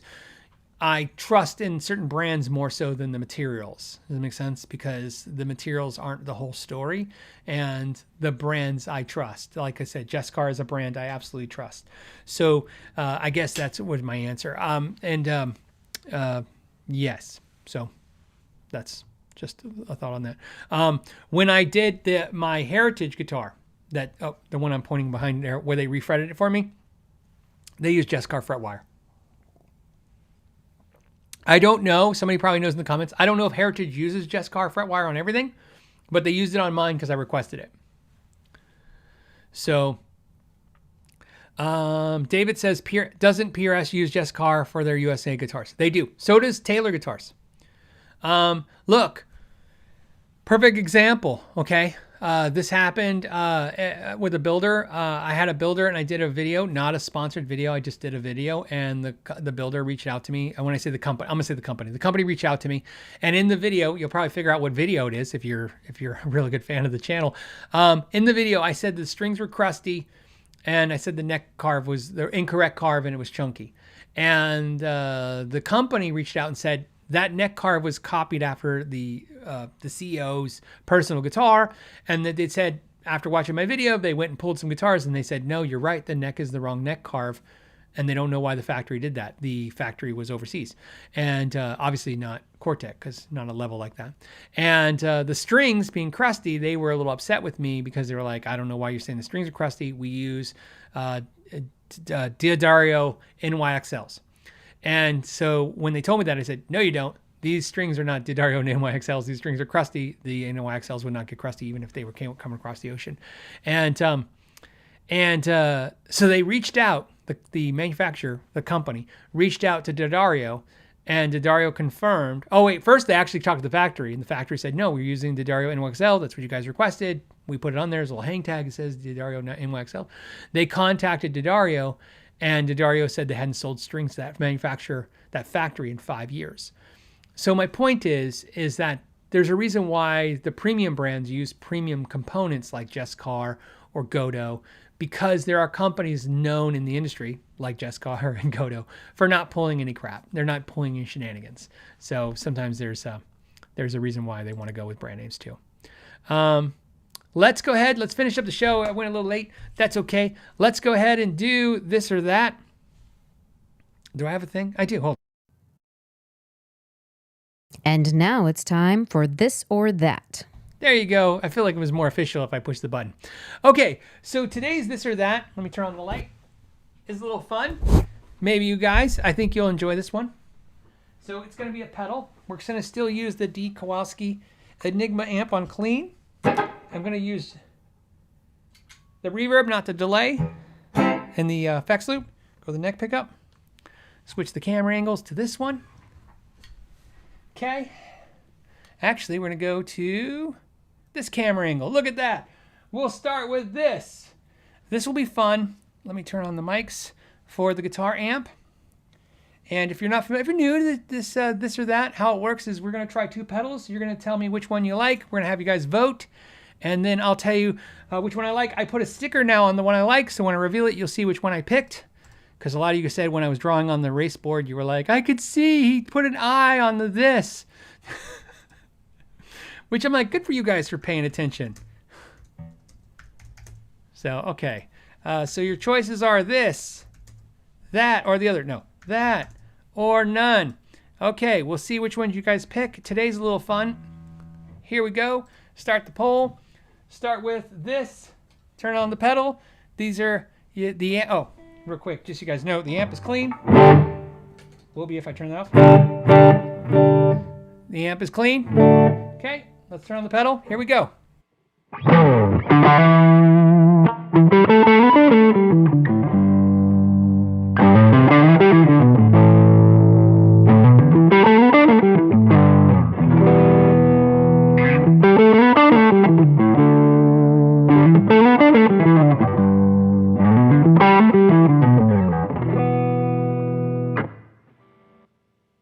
Okay, we're gonna go to that. Here we go.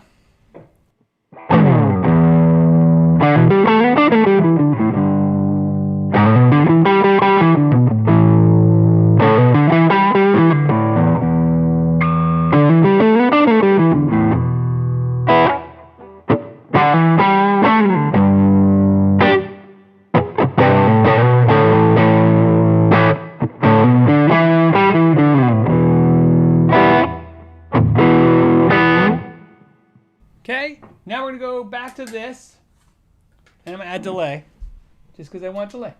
All right, here we go. This is this.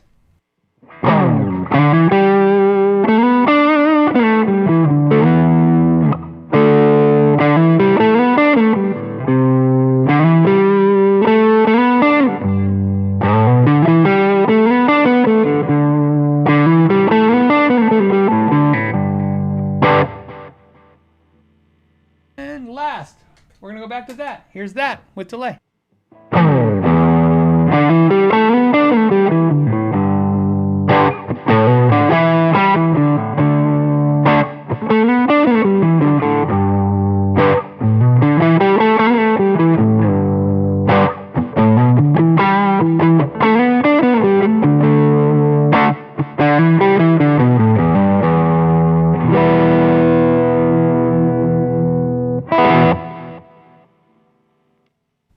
All right, so let's see. Switch my camera over there. Look at that. Let's go ahead and open this up. I want to see it. There it is. We have 128 votes. I kind of predicted, so fun thing, I predicted not a lot of votes. And the reason is because a lot of you said I can't hear a difference. I would say it's very close. And I'm curious. I'll tell you why. Look, I'll give you my vote after I see your votes. We'll stop this at 170 votes. We're at 168, 179. Oh, well, 180. Let's do 180 then. 180, 181, 84. Well, here we go. We're close. Okay, let's go ahead and end it. We ended at 190. All right, what were the stats? The stats were, we had 198 votes. 59% picked that. 29% picked this. 12% picked none. What did I pick? Swing the arm out. I picked that. So here's what you have. You have the Maxon OD808 pedal and the infamous Ibanez TS10 Tube Screamer. Now, for the record, let's just look at this so you understand why this is important. First of all, if a lot of you said they sounded exactly the same, I actually think they sounded almost exactly the same. There was very few differences. Now, I ran all the knobs at noon, but, and I know you can finesse them a little bit, but I actually like both those settings, and I thought it worked, and it kept it as I don't want to say fair, but a little bit fair. So let's look at something that's kind of funny. So I bought this Ibanez TS10 because the internet told me that it's the greatest thing ever, and how could I not know? It's so amazing. So let's take a look at one. So an Ibanez TS10 Tube Screamer, which they don't make anymore. Here's one for $373. Here's one for $889. Here's one for $432. Here's one for $403. Here's one for $399, $422, $399. Here's another one for $814. $602. We got $425. I'm going to say the average one's about $400. And in fact, if I was just taking a poke, even though some people have $600 and $650, $487, $900, I'll say average price point seems to be in the $4s, but it looks like a lot of people are trying to get more than that. And I'm sure there's different versions like the 86 to 90 versus the 90 to 93, whatever. But we're going to say this pedal sells for about $400. Okay, let's look at what a Maxon, and what's important is, let's look at the Maxon, right? Maxon, yeah, Maxon OD808, and I can't imagine it's much different than what I paid for one. Let's see what they're going for. Ready? Here we go. It looks like a Maxon OD8 used. I'm going to go off used prices because both the other pedals used. Looks like here's one for 120, one for 150 used. Oh, I think I paid 100 or 108 for mine. 120, 150, so 150. So it looks like I would say you can find one pretty easily for 150, maybe even a little bit less if you go to Guitar Center used. So the Maxon OD808, like I said, I remember paying just a little over $100 for it, like 108. I bought it at Zim's Guitars, and I did trades with pedals and stuff. This is months and months ago. So $100 versus $400. And if you guys don't know the story, the Ibanez TS9, let's go back to the Ibanez TS10. Sorry, this one I'm pointing at right here. This is the pedal that John Mayer made famous. That he's like, it's got the magic, it's got the mojo. It's the mojo. And I can tell you right now, I bought it because of that. You know, like I want to try things and experiment. I actually got this from Guitar Center used, this TS10. It has some marks and scratches. I believe I paid $2 something for it, $280, $270, something like that, $260, somewhere on there. I'll have to go look, but I remember it was not quite half as much as what they were going for at the time, which is about $400 to $450, but it was close to half. So let's give it a try is basically what it said. It's if Guitar Center used, I can get it. If it's defective or a problem, I can return it. So I got it and it worked great and it looked great. But basically, here's what I can tell you. I go, let's play. Now, I didn't actually A/B these like to see which one was better. I just said like this would be a good this or that. So I put them on the board and A/B'd them, and I put them at noon to see as a starting point. And then I was like, I can't even hear a difference. To my ears in the room, the TS10 sounds a little teeny warmer. Like it's just a little smoother on the top end. It wasn't as bright as the OD808, which is probably something that got lost when it goes through, it gets through the amp to the microphone to the mixer into you guys through YouTube. You probably, the top end, the high end of the 808 is probably missing. So to you guys, it really started. And that's my point earlier about musicians and what matters to them versus the audience. To the audience, very few could tell the difference, and whatever slight difference you could tell. It's funny that you guys picked the 808. I actually predicted that you would all pick the TS10 because I thought it slightly sounded a little better to me. But I picked that not because when I say that, I picked the Maxon. I didn't pick the Maxon because I thought it sounded better. Like I said, they were pretty darn close. I picked it because it was half the price of the other one. And I thought, well, for half the price, I would rather have the 808. So the question is, like, would I keep the TS10? No, I'm not going to keep it. Like I always say about pedals that are worth a lot of money, I very rarely find that they are that special. You can find something. And for the record, as much as I like both these pedals, and I have some other Tube Screamers, I actually still prefer the Blue Note by J Rocket Audio that you guys picked over the whatever we had it comparing against King of Tone. No, what do we have it comparing against? Whatever it is, you guys picked that. Actually, out of these three pedals, I would pick that one pedal, and that's what's on my board. So the Blue Note. So I prefer the Blue Note, even though it's a Blues Breaker style pedal. So the 11 said the Maxon sounded a little bit more dirty. Sure, a little bit more gain for sure. And again, I'm sure if we finesse the knobs, you could kind of get them to sound a little bit more alike. They never sound exactly, but they're pretty darn close. And that's why I hope you guys enjoy the this or that segment. That's the whole point of it. It's not, obviously it's not a polished produced video. It's just live, and it's just about to see what you guys hear. And I think the real takeaway from all these is always, what do you guys hear versus what do I hear? I'm in the room, I'm playing all this stuff. What did I decide and what did I decide? And so it's funny that we seem to align a lot. You disagree with me, I think once for sure, and I think twice total, where you guys picked the opposite of what I picked. But for the most part, and so, I think I'm secretly, not secretly, but internally secretly, I'm trying to get you guys to vote the way I want. So I'm actively trying to make it be slanted towards what I think I picked, because, and that's what's funny when it doesn't work. It's funny when it does. Like today, technically it didn't work. Even though I agreed and I picked that with you guys, I picked that for a totally different reason than you guys did. You picked it based on sound and I picked it based on price. Because unfortunately, I can't have the option you have, which is you didn't know which one was which. So I went in not only visually, but I went in with my pocketbook. In my pocketbook, I paid double for one. And so I like a lot of you guys, if you paid double for something and you thought they sounded almost identical, you would probably say, okay, the cheaper one's better. So it was a little fun. So I'm glad it worked out. As always, guys, I want to thank you guys for hanging out with me on Fridays on the Friday show. If you're a patron member on the coffee tier, their coffee hang is tomorrow. And then for the little treat at the guys for all you at the end, we did a soft launch of the new DiMarzio Northern Lights pickups for the mid-tier and above patrons. That was only because of the volume of units. We actually didn't intend for it to work that way. My concern was in the patron thing, we wanted to release it to all the patrons, but we wanted to release it to the mid-tier, so the mid-tier, the clinic tier and above first, and then whatever didn't sell, we would then open it up to the lower tier, and they basically sold out. So that's not a bad thing. It's a good thing, not because it sold out, but just because the next batch is coming, and you guys got a little taste of the Northern Lights tonight. And like I said, we will be announcing them to